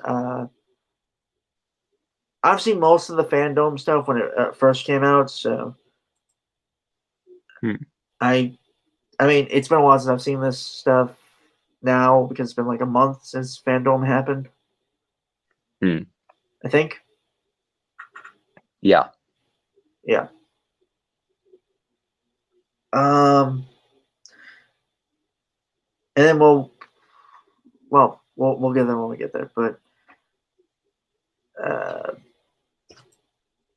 banana. Banana. Okay, banana. You know the deal. Successfully complete the mission, you get 10 years off your sentence. You're my dream, you're my nightmare. Life is a dream, you don't fight fair. Welcome to Task Force X. These are your brothers and sisters for the next few days. Run away from the pain, I don't care.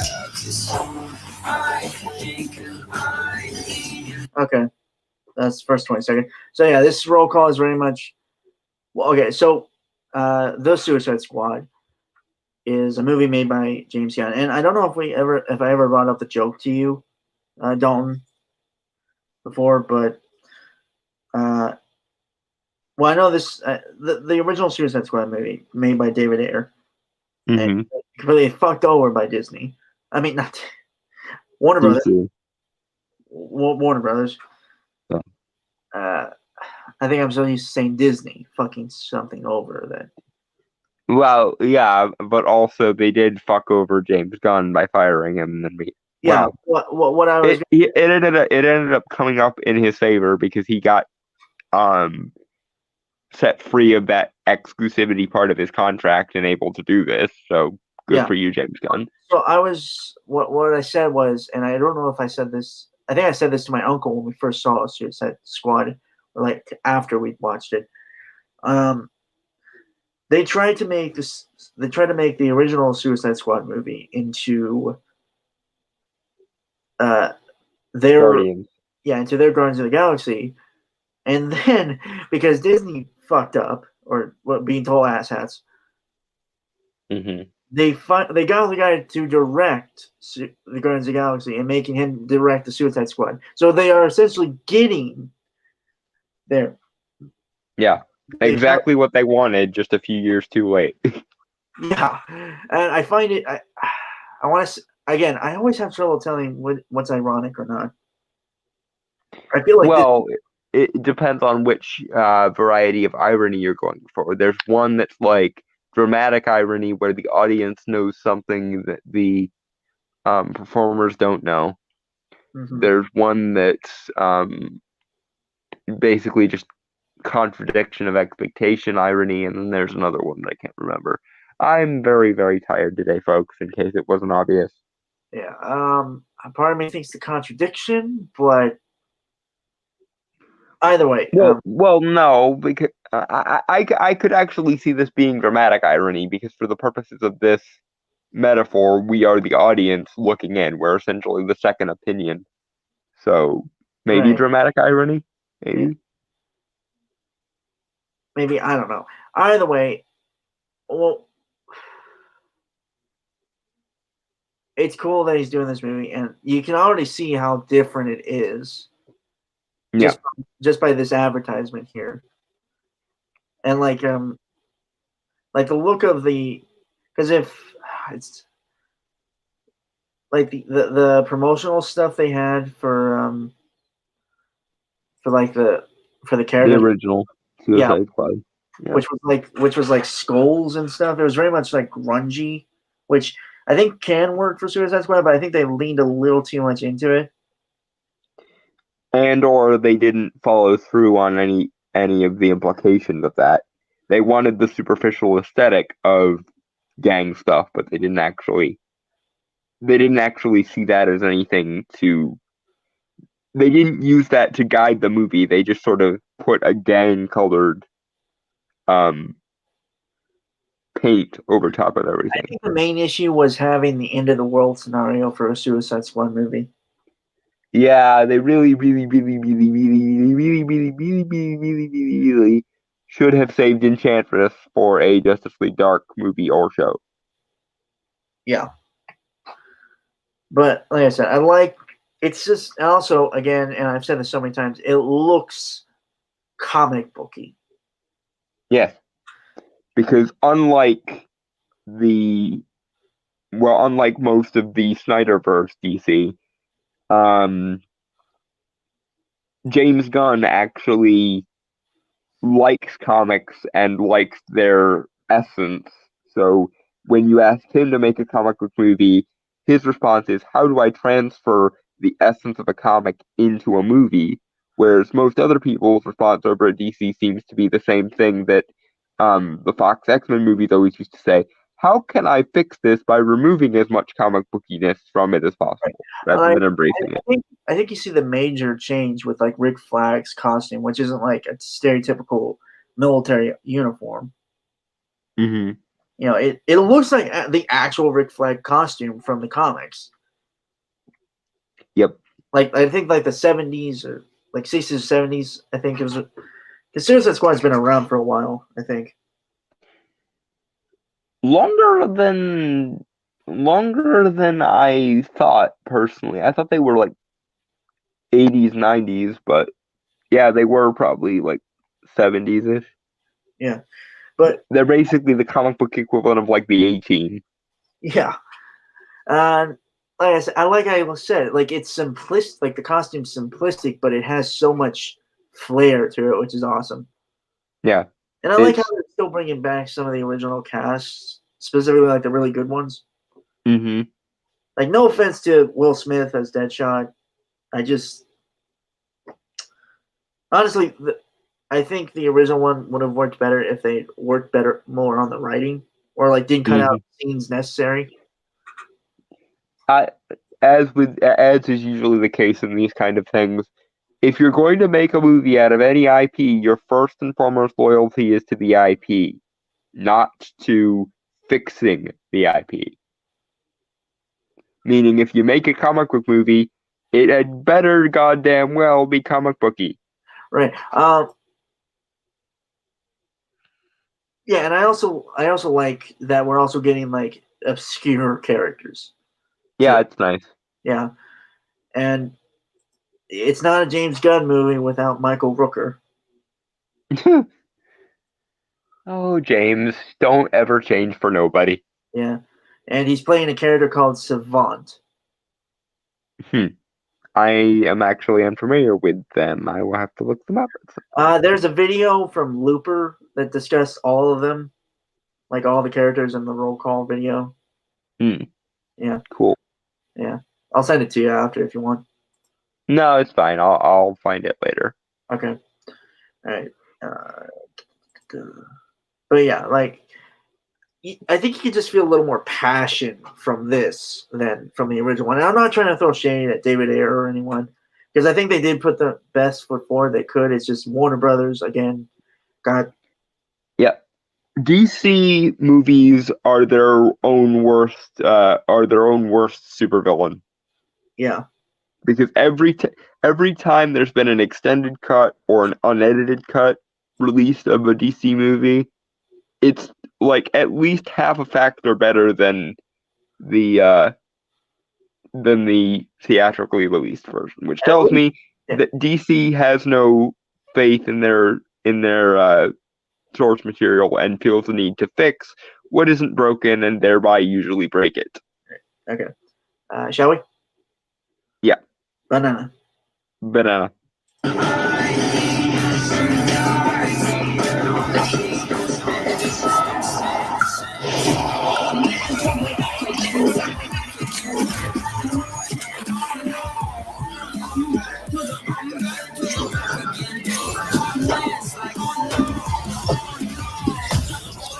Okay, so now we have Javelin, played by Fula Borg. If I said that name wrong, I'm sorry. Mm-hmm. But again, these are like very much obscure, very much like characters that I don't think have seen the light of day in a long time. And I like that they're brave enough to actually show us the comic panels. Yeah, and again, oh hey, yo, what's up, Ed Brewer? Hey, Ed. Yeah. You showed up just in time for some cool stuff. But like I said, I like how the costumes don't look. While they look practical, like in, like they can actually be made and stuff in the real world, in our world. Mm-hmm. They still have that heightened visual. They're still being flamboyant and over the top about it. Yeah, and let's be honest, James Gunn did the same thing with Guardians. Yeah, I mean, like, who the fuck knew Guardians of the Galaxy before the movie came out? Like, and I'm talking like the general audiences. Yeah, as far as the general audience goes, nobody. As far as I go, I did know at least somewhat about them, and son of a bitch, I want my Ravengers movie because the Ravengers are basically the original Guardians 3000 team, including my favorite, which is Krugar, the apprentice of Doctor Strange. The alien, slow dude. Yeah. Yes, the alien sorcerer. Right. I hope to God they don't make him the comic relief though, because he used the Shield of the Seraphim to make thumbs up signs, and I cringed for days. Whatever. I was gonna say my initial one was Avengers: Earth Mightiest Heroes. That, like, the episode that had Guardians of the Galaxy in it. Mm. That was when I got really introduced for them, and that is how I was introduced to the design of Star-Lord, which looked fucking awesome in that show. But I have my issues with the Star-Lord costume from the movies. But yeah, the movies. That's neither here nor there. That's neither here nor there. Mm-hmm. But, yeah, so we have Javelin. Don't know who the hell he is. Yep. But again, like, you just feel the passion from this. Like, yep. Like, I don't know. Like, it gets me hyped, which is obviously the point. Yeah, you can almost feel James Gunn giggling like a little girl at the prospect of playing with the Suicide Squad. Oh, hey, speaking of girls, Harley goddamn Quinn in a much better costume than in her own movie. This is the best costume she has had since, well, not even the fucking first Suicide Squad movie, because I mentioned my issue with that. Like, Yeah, her basically looking like a Hot Topic cheerleader. Jared Leto's Joker is supposed to be a gangster. She the hoe. Yeah. But dude, there's this. It looks comic. It honestly does look comic accurate. I would prefer if they just went all the way in and gave her something approximating the original animated series look, but this is a vast motherfucking improvement Over Birds of Prey. to any of the costumes she's had so far in the DC universe. So Which is you go, James Gunn. You make her actually formidable and hot looking. Yeah. Like, I just love that she's in the red and black. Yep. It honestly shouldn't have taken this long. It really shouldn't have, but Yeah. hey, they got to the starting line eventually, and James Gunn had to carry them most of the way there, but at least they got there. It's just, I could gush about this costume all the time, but I don't want to, but still, it's so good. It looks almost like Harley trying to be like a Laura Croft, almost. Which I think works. Honestly. Yeah, it really does. It looks like she's trying to be like, what was the woman from the Resident Evil movies, Alice. That's sort of what it's giving me vibes of. Oh yeah, and I'm not sure if you remember this guy or if you ever knew about him, but Polka Dot Man. I remember Polka Dot Man. That's the one I remember. Yeah. Yeah, I mean, and this actor, like, he's been in a lot of stuff. I just don't think he's gotten the recognition he has. I really hope they don't just bring him on just to kill him like they did Slipknot in the first movie, because I like Polka Dot Man and his wackiness. Yeah, and like, they will find a way to get her in a leotard. Ed Brewer said. The only thing that could make this better would be Crazy Quilt. I like Crazy Quilt. But again, like, the costume, it's goofy, but it still looks cool in a way, you know. Mm-hmm. And again, like, they're using so like these obscure characters, and it's a large cast, which I think works for a Suicide Squad because you don't know who's going to die. Mm-hmm. Hopefully, in the next one, we can get the Clock King. I really love the Clock King. So give me the Clock King eventually, somebody. Right. Okay.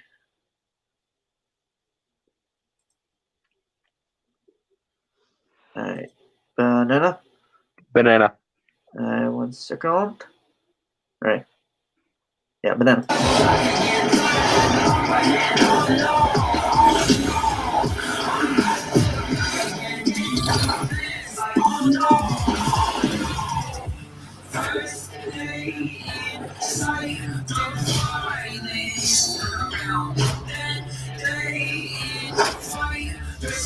Okay. All right, so we got a couple of new. Okay, so you have. We have Ratcatcher 2. Okay, so I don't know if you know about this character. Don't. I know a little bit about this character because I watched a few videos. This was a character I think introduced in the 90s during the No Man's Land arc for Batman. Mm-hmm. The original character is a dude, which is why I think they're doing Ratcatcher 2. Mm-hmm. Basically, he could control rats through, like, I think, like somewhat of a Piper thing, or like some type of aroma thing or whatever, or like he trained them. I'm not entirely sure. But it's an interesting character, and I like the costume. Like, it's goofy, but I think it works. In a way that works, yeah. Yeah. All right, so also, I like the song because I think it kind of carries over with like what they were doing with the with the original Suicide Squad movie. Mm-hmm. With like the kind of rap pop music. Yeah. But I think this works a lot more. Mm-hmm. It's a lot more upbeat and fun, whereas that one was trying to be edgy. Yeah. Okay. All right. So you have Idris Elba as Bloodsport. I am unfamiliar with this character, but if Idris Elba is playing him, he'll be awesome. I will. I'm calling it. He's probably dying early. Possibly. hope not. I hope not. I hope it's a reveal type situation where, oh, you thought I was this character, but really I was this character the whole time. Because as much as I enjoy obscure characters, that does seem like a slight waste of Idris Elba. Right. But he's obviously looks very different from his comic counterpart. Mm-hmm. But I like how it kind of looks like his helmet looks more like an alien predator situation, which I think a character called Bloodsport. Yeah. I wish they kept like kind of red in it, which like the original character had. Mm-hmm. If I remember correctly, they talked about like a video I watched talking about Bloodsport. That he's like a guy who almost killed Superman. So that's interesting. But overall, I do like the design. Okay.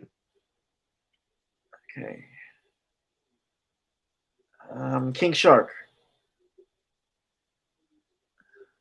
Weird thing was people were complaining that he's like kind of fat. Yeah. I kind of chopped that up because the Harley Quinn series has King Shark in there, and he's not like overly buff or anything. I can get what people are saying, but it's a CGI character. I mean, knowing James Gunn, a CGI character is probably going to be one of the characters that we are going to like the most. If we're supposed to compare the Suicide Squad to Guardians, I think that King Shark is going to wind up being the Drax. Possibly. Either way, it looks good for the most part. I mean, like I feel like it's still like in development CGI a little bit. Yeah, I think they'll tweak it a bit before showtime. It looks because his skin looks a little rubbery, or that could just be like the shark thing, Mm-hmm. I wouldn't know because I've never been close to a shark and probably never will be. Yeah. Would you? No. Oh, so you're completely crazy. No. Well, I might be. That's just not my kind of crazy. Yeah. We have Mongal. I believe she's the sister of Mongol. The guy who put that starfish thing on Superman and the man who has everything. Yes. Yeah. And she's okay. Let's see what the costume looks like. Okay, here we go. It's not bad. So they are not only having like regular super criminals, they are having mutants, they are having aliens in the and demigods, because technically King Shark is a demigod. Oh, so yeah. His father was like an ocean spirit type thing. James Gunn embraces the fucking weird, and I love it. Yes, and could you please convey that message to everyone else who works in this industry, please? Because I am really, really sick of getting almost there and then crashing. So the actress name is Maylin Ning. If I said that last name wrong, I'm sorry. But I mean, the orange face. I think the face thing is a little weird for me, but again, that could just be me. I think the costume needs a little bit of work, especially from that picture of her from the comics. But you still got time. Lord only knows when they'll actually be allowed to make movies again. So you got time. But yeah, overall, not a bad look. I think this is like a stunt woman too, like the actress. So to be able to do her own stunts, which I respect a lot. Hmm. Okay. Ready? Yep. Banana. Jinx, by the way.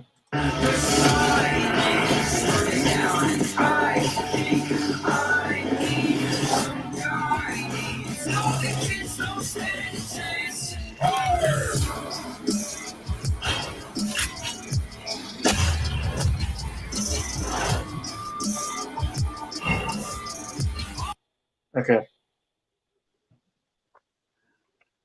So we have. Somebody finally put Nathan Fillion in a superhero movie. Oh my fucking god! Yay! Oh, he was in Guardians. As like an irrelevant cameo character. Yeah, true. Okay, so we have Peter Capaldi as the Thinker. I just wow. The 12th Doctor as the Thinker is great, and I love it. And he looks so much. He honestly looks better than the Thinker they had in the CW. Well, to be fair, that was made on a TV budget. He kind of reminds me of Pinhead from the Hellraiser series. I mean, kind of what the think. Well, that's kind of what the Thinker looks like anyway. So, Mm-hmm. but yeah, no, I'm not saying it's wrong. I'm saying it's a good aesthetic vibe to go with. yeah, it just again, this stuff looks so good. Like, Mm-hmm. I think I'm just gonna be. I'm just fanboying here. Yep. Both as a comic book guy and as a movie guy. Mm-hmm. I don't know who this character is. Sol Soria. Maybe it's an original character or something, or it's I haven't heard of this character either, so I don't know. or it's so obscure a character that it's been forgotten to time. But once again, good for you, James Gunn. I mean, you did it with Guardians, so by all means, go right ahead. Pete Davidson as Blackguard. Okay, I'm calling it. This guy's dying first. Probably. Yeah, he's an SNL regular comedian, I believe. So Mm-hmm. hopefully, he has some good lines. Yep. Okay. Nathan Fillion as TDK. Some people are saying like he detached. It's a character that can detach their arms, and use them as clubs, which is funny. Okay, so that's at 120. Banana. Banana.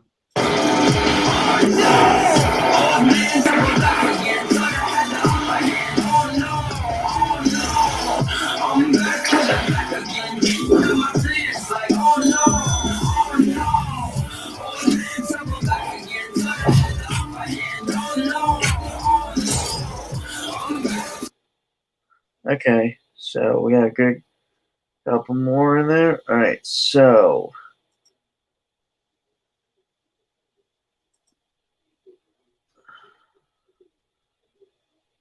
TDK. So Sean Gunn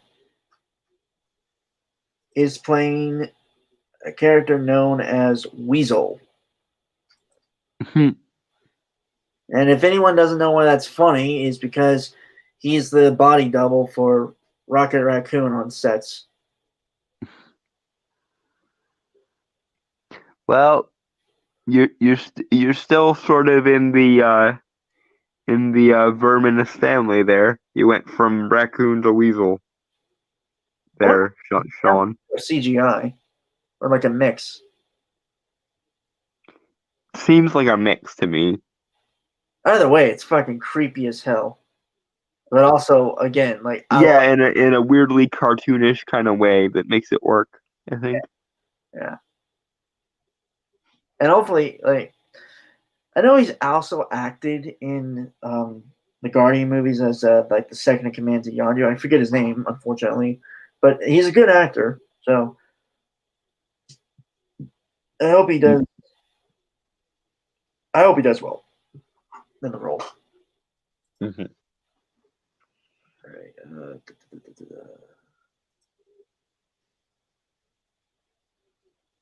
right. And we have Jai Courtney returning as Captain Boomerang and looking a lot better. So what you're saying is Boomerang came back? No goddamn shit. Veto done. Thank you. Okay, so yeah, like I said, like his costume looks better. It looks somewhat like the classic Boomerang, but also like mixing like some of the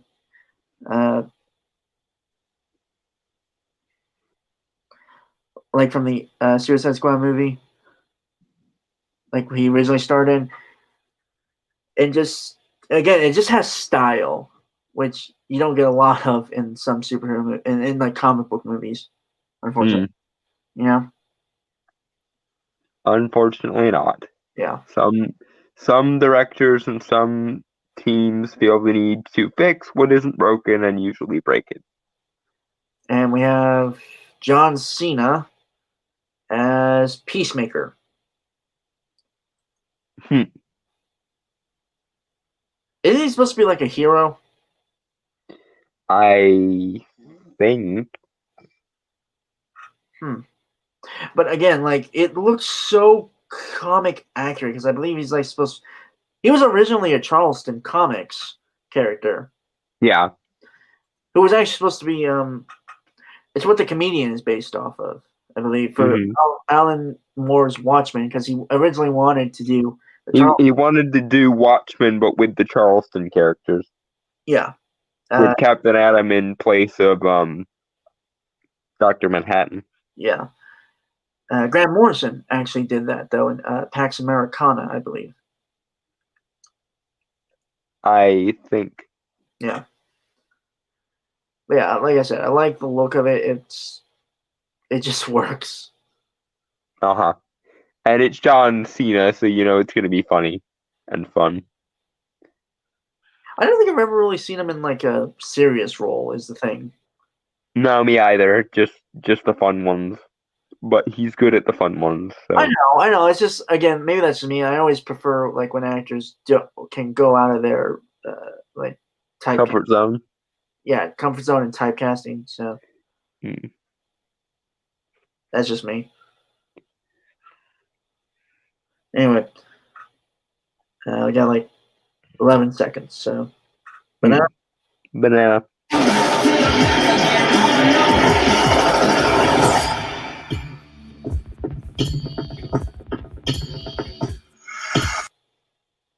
Yeah, I don't know what people are saying. Like, some people weren't interested in this for some reason. I think it might go a little bit out of the comfort zone of the normies, but I think once it gets released, that'll change. Because James Gunn is good at having so much fun that it draws people in, so it probably will.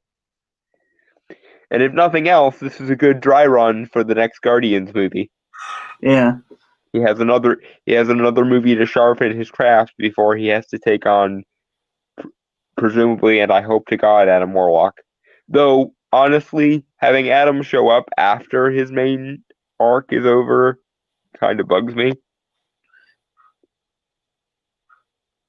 Because Adam was very integral to the Infinity Gem storyline in the comics, and he and Doctor Strange were bros, and I'll miss that. Right. Okay, so we still are on the Suicide Squad. The exclusive sneak peek they had, which is about 2 minutes. And yeah, and then we're going to presumably watch the Dune trailer, which will be our last thing. Yep. Okay, so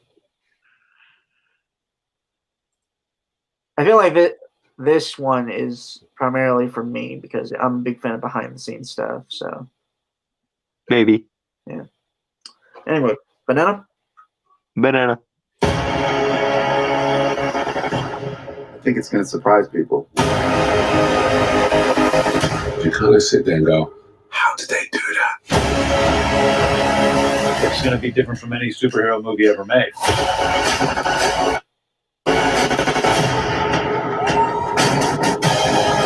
There's no That's It just definitely looks like they're having fun. So good on you guys. yeah.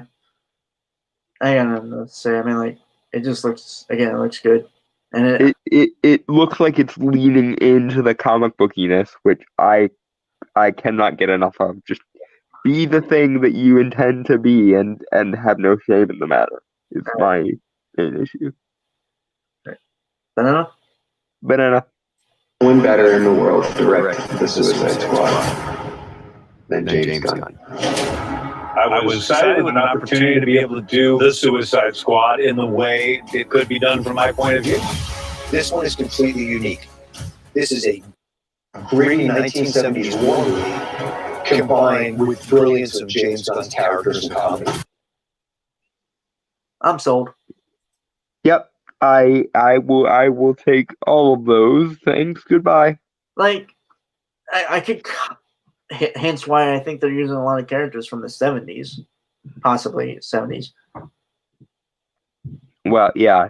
Well, like Also, I think that James Gunn just likes the over-the-top Silver Age, so he's going for it.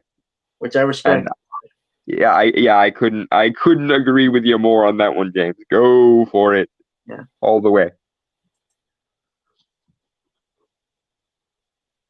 All right. Banana. Banana. You need your director to set the vibe. The Suicide Squad is just a twisted fantasy of characters. Within each of our characters, there's a certain beauty within most of them. Some of them are just pretty crappy through and through. Be like a douchey Captain America. I like that. That it says that not every character on the Suicide Squad is, good. Like a skewed perception of good. Yeah. Was that John Cena saying that his character was the douchey Captain America? Yes. Sold. Yeah. Immediately. Yeah, I think James Gunn talks a little further about Peacemaker. All right. Sweet. Banana. Banana. The guy who believes in peace at any cost, no matter how many people he needs to kill along the way. Okay, I got it. Don't ever settle back like you think you know where this is going, because you don't. As soon as you have some sense about what's about to happen next, James comes in.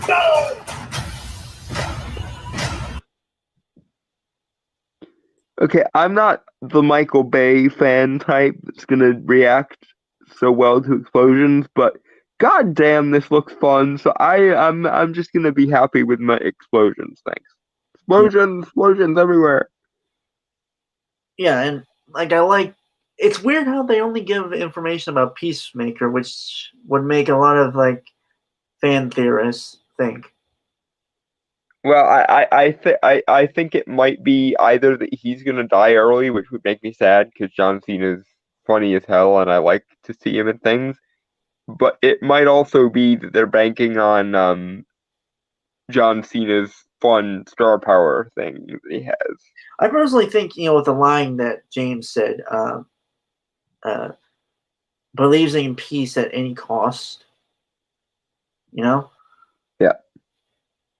Maybe he turns out to be kind of a bad guy, like a villain, an antagonist to the squad.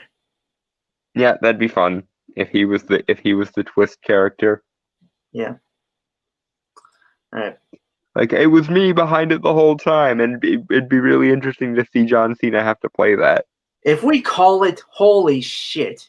Yes, hear us now, quote us later when we turn out to be right, if we turn out to be right. Yeah. my fan theories are never right. So Yeah, but sometimes they should be. yeah, all right. Banana? Banana. Everyone's exploding. Genitals, heads, arms, legs. It's like a big, massive graphic novel brought to life. This is by far the biggest movie I've ever made. I don't think that you know what to expect. Don't get too attached. All right, you've all sold me sufficiently. You can ease off the adrenaline just a little bit, but don't. I'm saying that for rhetorical effect. Do not step off the adrenaline. Go hog wild with it as far as I'm concerned. But seriously, sold like 3 times over now. Yeah. Yay! I'm excited now. Like, I can kind of see ways. Like, I remember watching someone's review of the trailer and stuff Mm-hmm. for the Suicide Squad, and I could kind of get where they're coming from. Maybe it's just not their cup of tea, but this feels like my cup of tea. Yeah. Cup of soda, as I don't drink tea. Ironically, I do. Not often, but I do. I've tried tea. It's super bitter to me. I don't know why. You haven't been drinking the right tea then. I don't know. Anyway, yeah, no, this is just it's loud. It just seems it's fun and it's vibrant and not in like color sense, but also like just tone, style, and just overall execution. Yeah. And this just behind the scenes stuff. They're having fun with it. They're being sincere about it. So hopefully the audience will too, and that'll be great. Yeah, and like you never really get that sometimes in movies nowadays. Yeah, it's always we have to be really cynical about this, or we have to deconstruct this for some abstract moral point, or we have to turn this into anything but the thing it actually is. No, or like, too mechanical. You know, it's too. It's too looking at you, Christopher Nolan. Yeah. You know, it's too cut and dry. Like it's just stick with a formula and do it, but you don't put your heart into it. You don't put your soul into it. Mm-hmm. And like, and I've said this so many times, when a creator puts their heart and soul into a project, you can feel it. Yeah, you can feel it. Even if it's a really bad movie, like. There's a reason why we still remember people like Ed Wood and Tommy Wiseau, because whether they were very good at it or not, they put everything they had into those movies, and it showed. Yeah. So that's why they stuck around. Oh, God, Nick. Anyway. Banana? This has been truly the greatest, most exciting journey of my life making this film. Cut, that was great.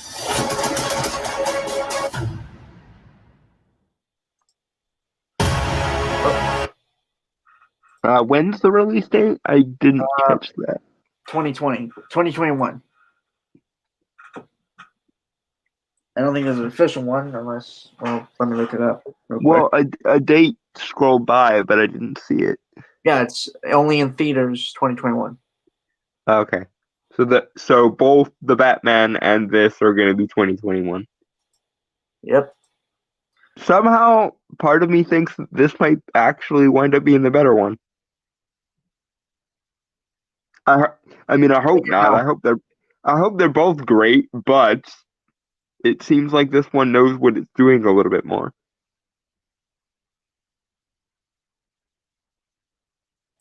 Hey, Dom? Yeah? I say this as your friend, but fuck you. Yeah, I deserve that. Okay, I'm looking up the Suicide Squad on Google just to check if there's an actual release date. Oh, August 6th, 2021. Cool. My question for you, Don, is: are you gonna pirate it or? I will pirate it the first time, and then if it's worth seeing in the theater, then I will see it in the theater. If theaters are even open by then, who knows? They're open now. I think it's just there's a lot of regulations now. Well, some theaters are open now. Mm-hmm. There's one where I'm at is open, I think. I don't know if any nearby me are or not.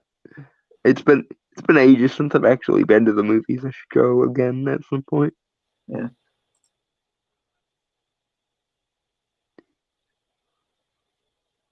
Okay, so our final trailer reaction is for the Dune trailer that came out, I believe, this week. Yes, they're remaking Dune. Well, actually, it came out September 9th, and it's 20th today, so that was 11 days ago. So it's not it's not So just shy of 2 weeks. Yeah. Ago.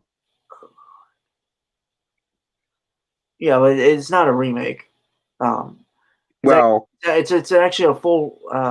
I believe it's supposed to be a full adaptation of the books, and like a truly accurate adaptation of the books. Well, but there's a lot of love and a lot of fandom for the weirdness that is the original Dune movie, so I hope they don't completely abandon it. Because I gotta say, I love just how weird the Dune movie goes. Okay, full disclosure, I really have no goddamn idea what Dune is. Like, I get a general. I've watched some videos talking about it, but I'm not like the biggest. I'll provide the necessary exposition as we go. Right. It's just like I know of it, and I know a little bit about the lore and stuff. It's like one of those things that just do not interest me, which is weird to me because I like science fiction. I do. It's just something that never interested me. I don't know why. Yeah, Dune's weird though, so. And that's coming from Dalton. Dalton. Don't get me wrong. I live for the kind of weirdness that the original Dune series is, but as far as science fantasy or science fiction go, Dune is weird. Yeah, unfortunately, Frank Herbert, the author of the Dune series, didn't finish the series because he passed away before it could be. Yeah. If I remember correctly. Yeah, I think. Yeah. Which is a complete shame, obviously. To have a series. Well, also, not to. I don't know. I feel like a jackass saying that, but like it obviously sucks that the author passed away and that a series that he was working on, which gained such traction and fandom, was not finished before his death. Yep. Hopefully, he's out there in the stars. Hopefully. All right. Got 3 minutes of this shit. Spice. Yeah, spice. The spice must flow.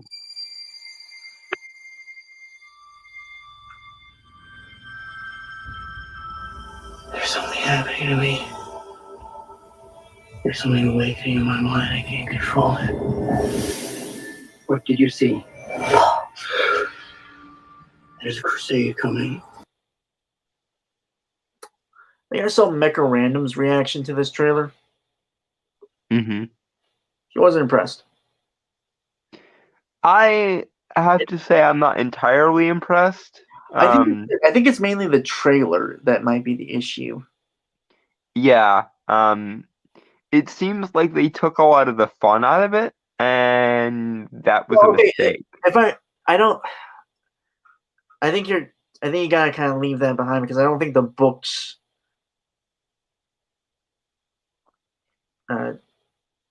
were fun.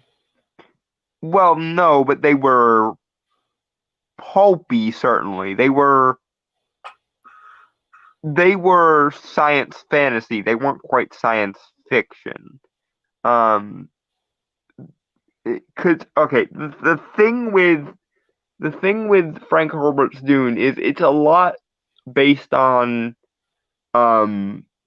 like philosophy and metaphysics and religion and all of it sort of it's like if Star Wars was based on Scientology is the best way I can describe Dune. If anyone's ever seen the channel Quinn's Ideas, which is a good channel by the way, go check out his stuff. He's done like full breakdown of the lore, like full 3 whole videos that are like hour long, I believe. They talk about the lore and story of Dune. I believe one of the themes for what the Frank Herbert's implied in Dune was the issue with the chosen one archetype, or like charismatic religious leaders. Well, yes and no and yes, and it's weird. Dune is weird. Very, very weird. I get that. Okay, so it's just, I think honestly, when you do a trailer, and I've edited trailers before, but anyone who didn't know, granted, I do like only like 1 minute trailers, cut down a lot of filler. It's just, it's too slow in like the first 20 seconds is the thing. Also, I think the color scheme is a little bit off. Well, it is made by, this movie is directed by the guy who did Blade Runner 2049, I believe. Okay, that explains the smug self-seriousness of it. Okay, I gotta look up the director because I don't know his name.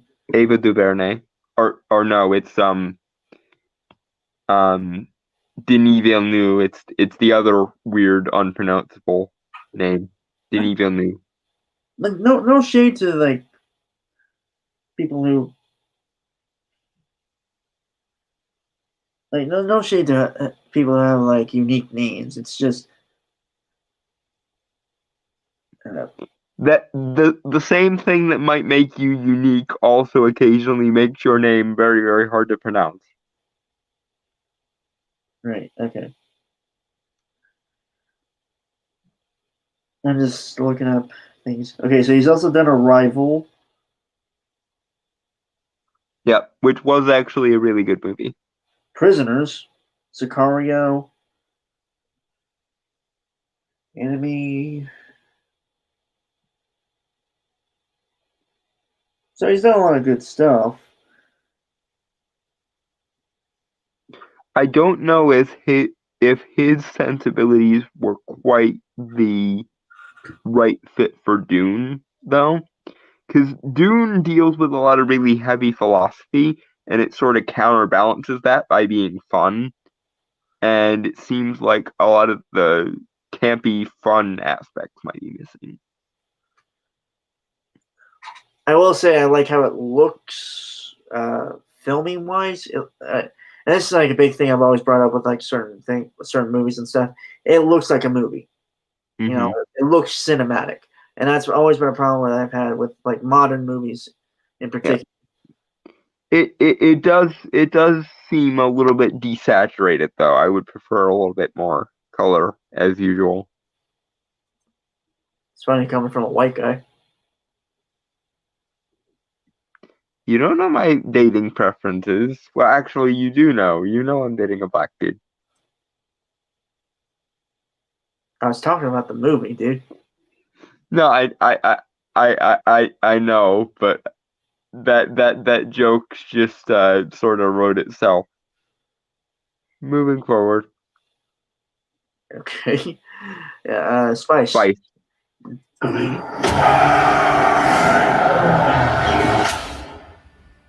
Do you often dream things that happen just as you dream them? Yes.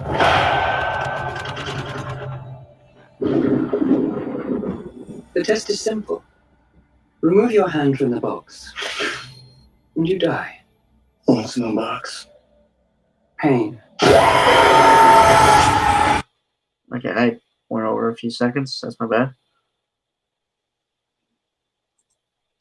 Yeah, I get what you're saying. Like, it's a little too. Well, I don't mind the serious nature of it. It just seems a little. It's that kind of seriousness that you get. It's like Zack Snyder's seriousness, you know. It's grounding rather than being like philosophical. And Dune is very much built on philosophy. So Well, go for it. what I'm saying is, like, it just seems too.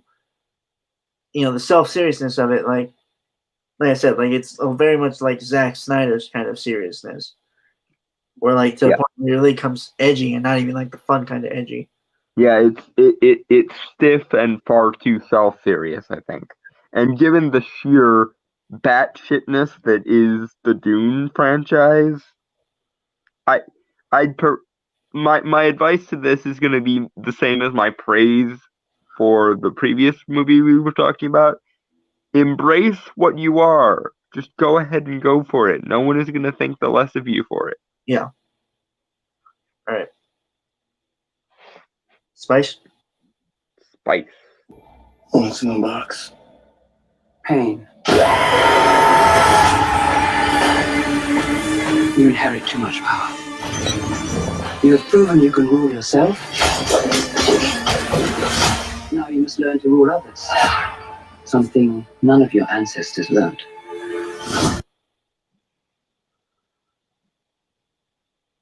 I got nothing. I mean, I think the story is interesting and cool. It's just, I'm not, like I said, I'm not a big fan of Dune, so this isn't really hitting me in a way I think it would Dune fans. And we've already seen the awesomeness that is the original Dune movie, so I haven't. I'm kind of depressed that they didn't try to make this kind of a re-up of that with modern technology, because there's a lot of places that Dune goes that they simply didn't have the technology to go back in the 70s when the Dune one was made. Or was it the 80s? I don't remember. But back when the Dune movie was made, the first Dune adaptation was made, they didn't have the technology to go where we can go now. And now we have the technology. We can rebuild it. We can make it a better movie. But they didn't. Right.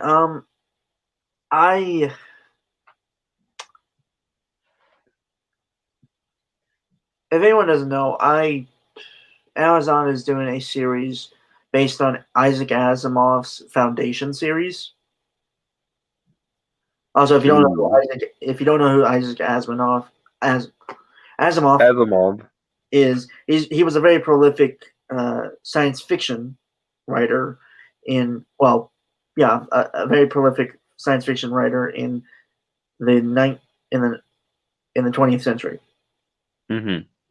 And his Foundation series was actually a basis for a lot more popular sci-fi series like Star Wars and I believe Dune as well. At least a little bit, yeah. Yeah, a little bit. And there was a trailer that came out a few months ago, that is like an adaptation of his series of his Foundation series. And I'll be honest, it looks a lot better than this. And that's supposed to be like a TV show. Mm-hmm. Like it's got color. I'll be honest, it's even more cinematic than this. Yeah, I just thought of something that perfectly sums up this. This version of Dune has no spice to it.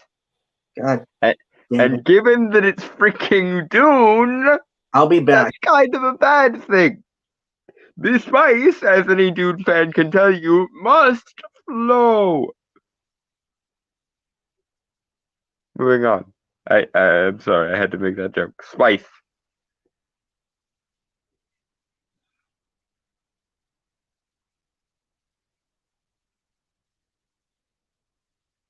Brainstormer.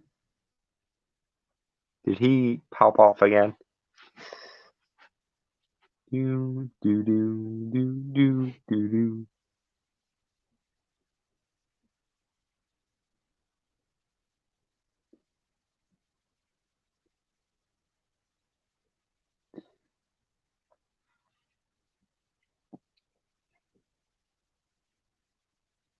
Brainstormer.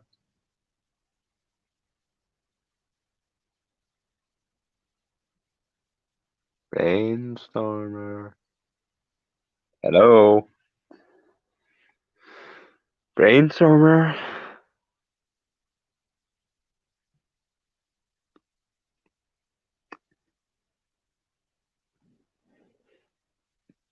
Did he seriously get turned off by my spice pun / observation?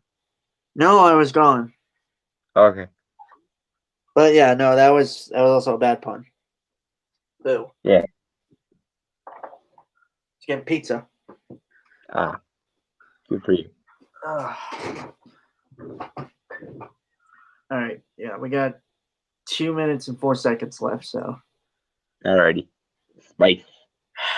this is a problem I have with certain trailers. Like I said, I've edited trailers down to I've re-edited trailers before, and they're usually like a minute and a half at most. Like you get I'm able to get like most of the story in like the first like 20, 30 seconds, and the rest is mostly action. Mm-hmm. How the fuck can a guy, an amateur editor, make a more gripping and interesting trailer? Because you actually care, and thereby actually put in effort, whereas I think most studios just don't care. Okay. Spice? Spice. My father rules an entire planet. He's losing it. He's getting a richer one. He'll lose that one too.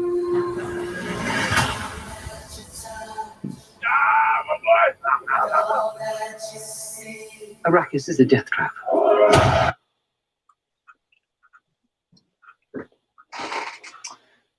Damn it. I don't know. Like, again, I feel like if you're a Dune trailer, like a Dune fan, I mean, this trailer may be hidden better.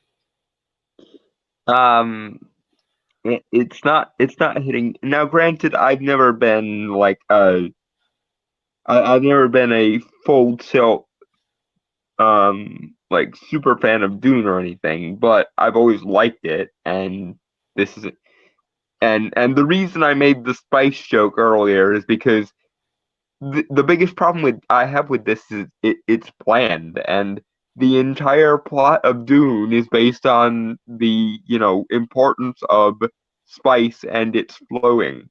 So if anything else, it should be a Dune movie should have a little bit more flavor to it, is what I'm saying, and it's not. It's bland. It's horrible in the fact that it's bland.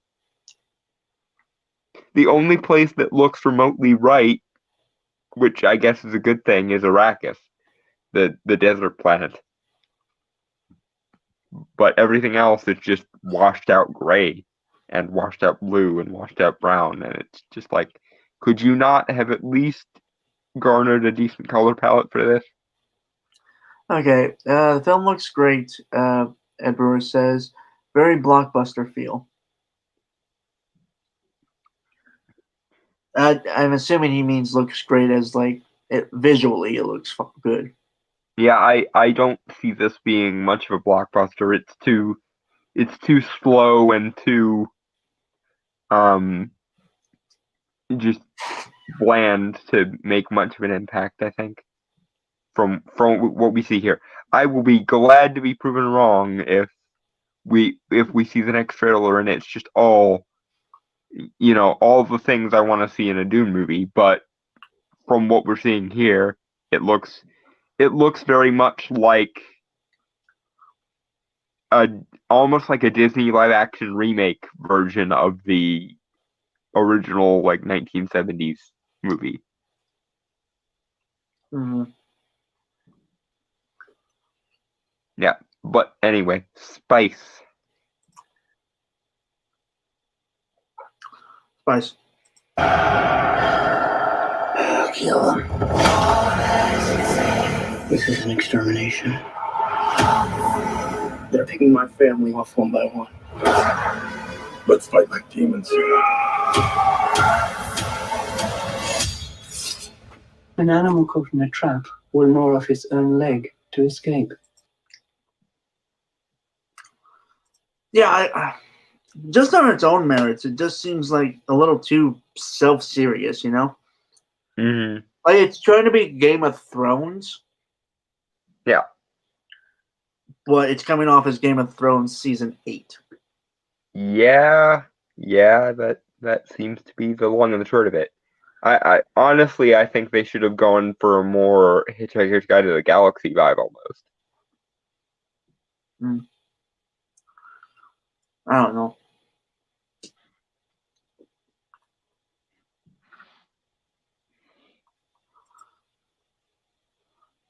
I mean, the actors are doing fine with what they have. Mm-hmm. It's just, you know, they don't have a lot. Which is sad because they already have a template for at least somewhat of how to do this, and also they have a pretty great set of source material, which is the original Dune books. So you should be able to do this pretty well, but you're not. Uh-huh. Oh, well. Right? Ready. Spice. What will you do? I know you.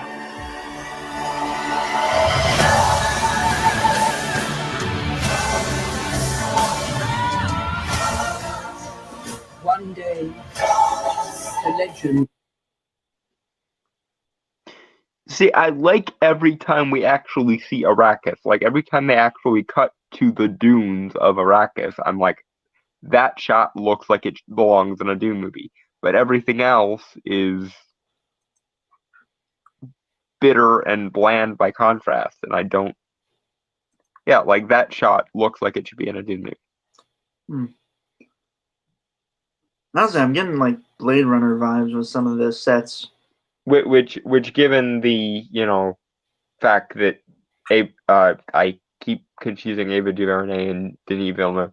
Given that Denis Villeneuve made Blade Runner 2049, that sort of makes sense, but isn't a particularly good sign considering that Blade Runner 2049 was not good. You know, I had a choice to watch that or The Foreigner with Jackie Chan. Mm-hmm. I watched The Foreigner. Mm-hmm. Wasn't a bad movie. It's okay. Well, I mean, it's got Jackie Chan in it. How bad could it be? He's barely in it. Aw. That's a waste. But yeah. Still a fun movie, just Mm-hmm. not what I expected. Right. Alright. Spice? Spice. A legend will be born. All of civilization depends on it. The future. I can see it.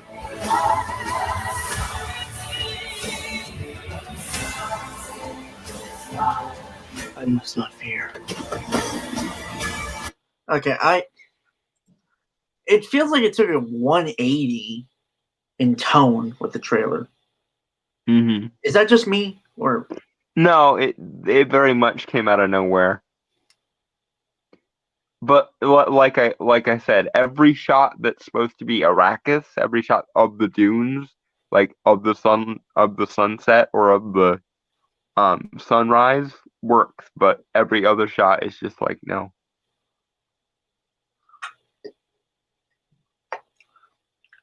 it's just that I don't know, like when you do a trailer for anything, you're supposed to have like consistent tone throughout.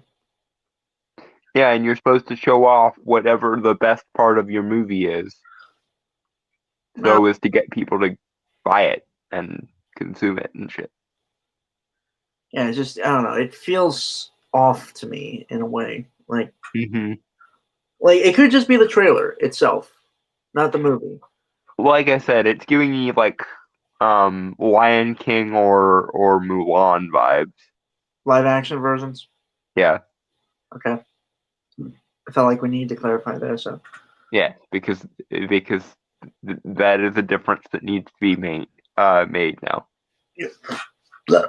well, Mulan live action CGI Lion King. Yeah. Oh, great. Now I got the fucking hiccups. Oh.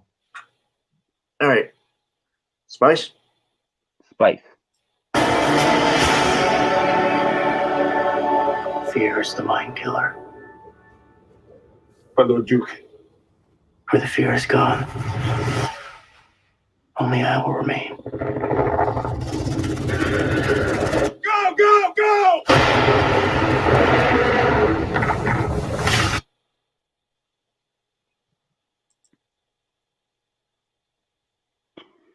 It would be so great if I could actually see this scene, but it's too dark.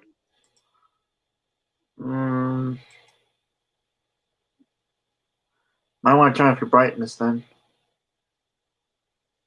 I can't. This is my phone. It doesn't really have a brightness setting. Yours doesn't have a brightness setting? Well, it has a screen brightness, but it's not going to do anything for the actual color palette of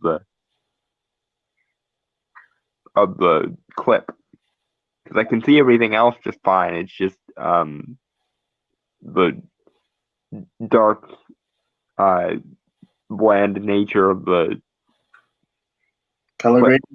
Yeah. Learn to utilize color, Hollywood. We've had color film for almost a century now. 20 more seconds. Well, 24, but whatever. All right, ready? Yep. Spice. Spice.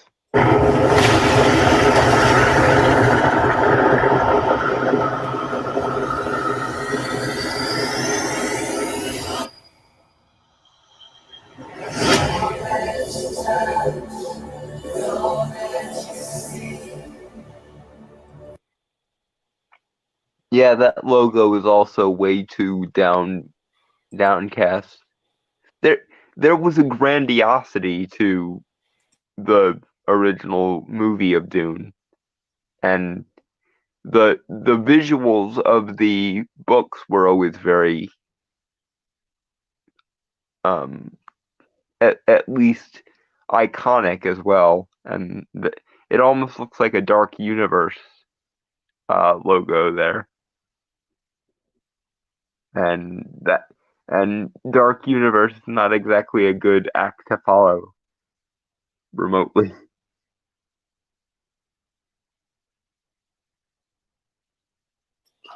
Yeah.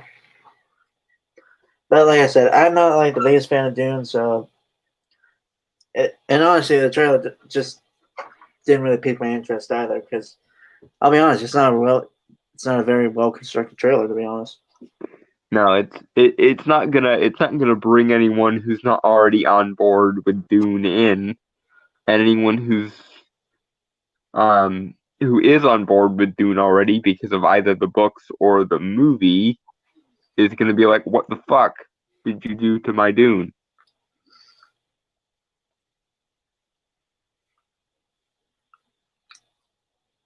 Fear may be the mind killer, but lack of anything of substance is the movie killer. Yep. Again, maybe it's just a trailer.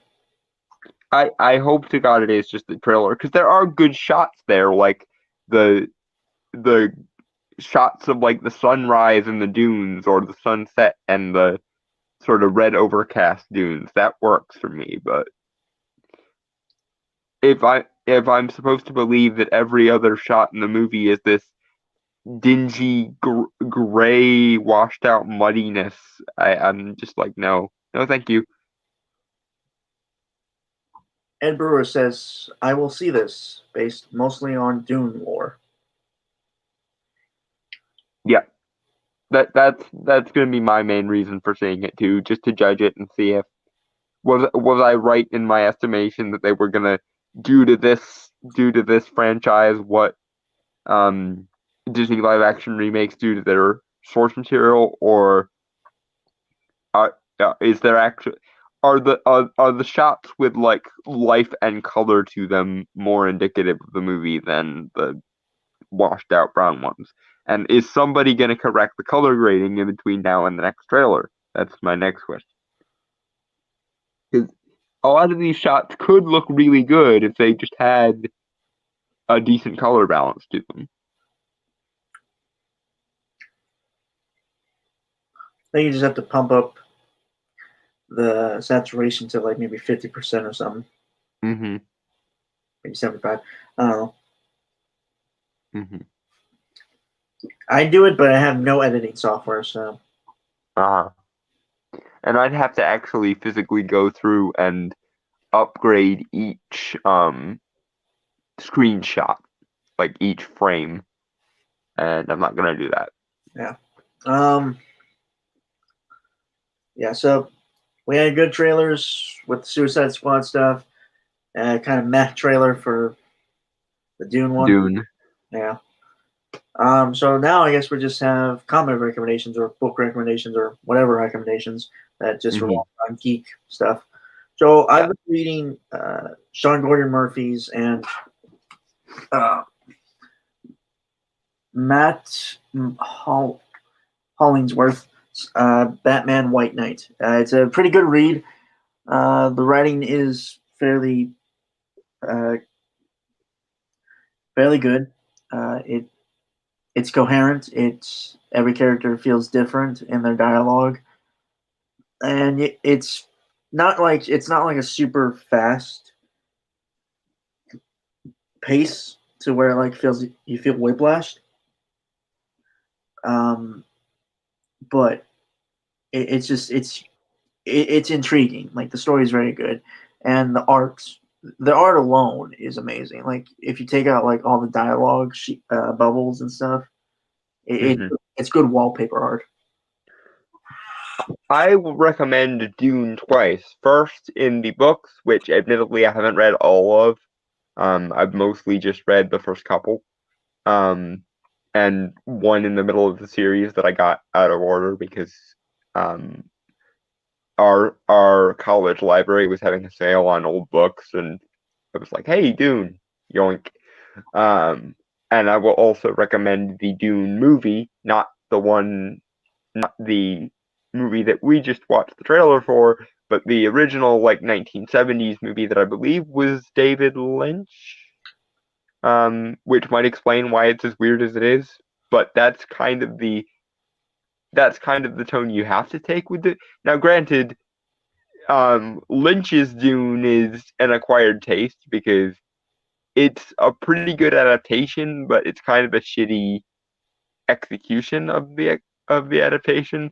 And there's a lot of quirks to it, but it's quirky in kind of a lovable sort of way, whereas the new one just sort of falls flat on its face.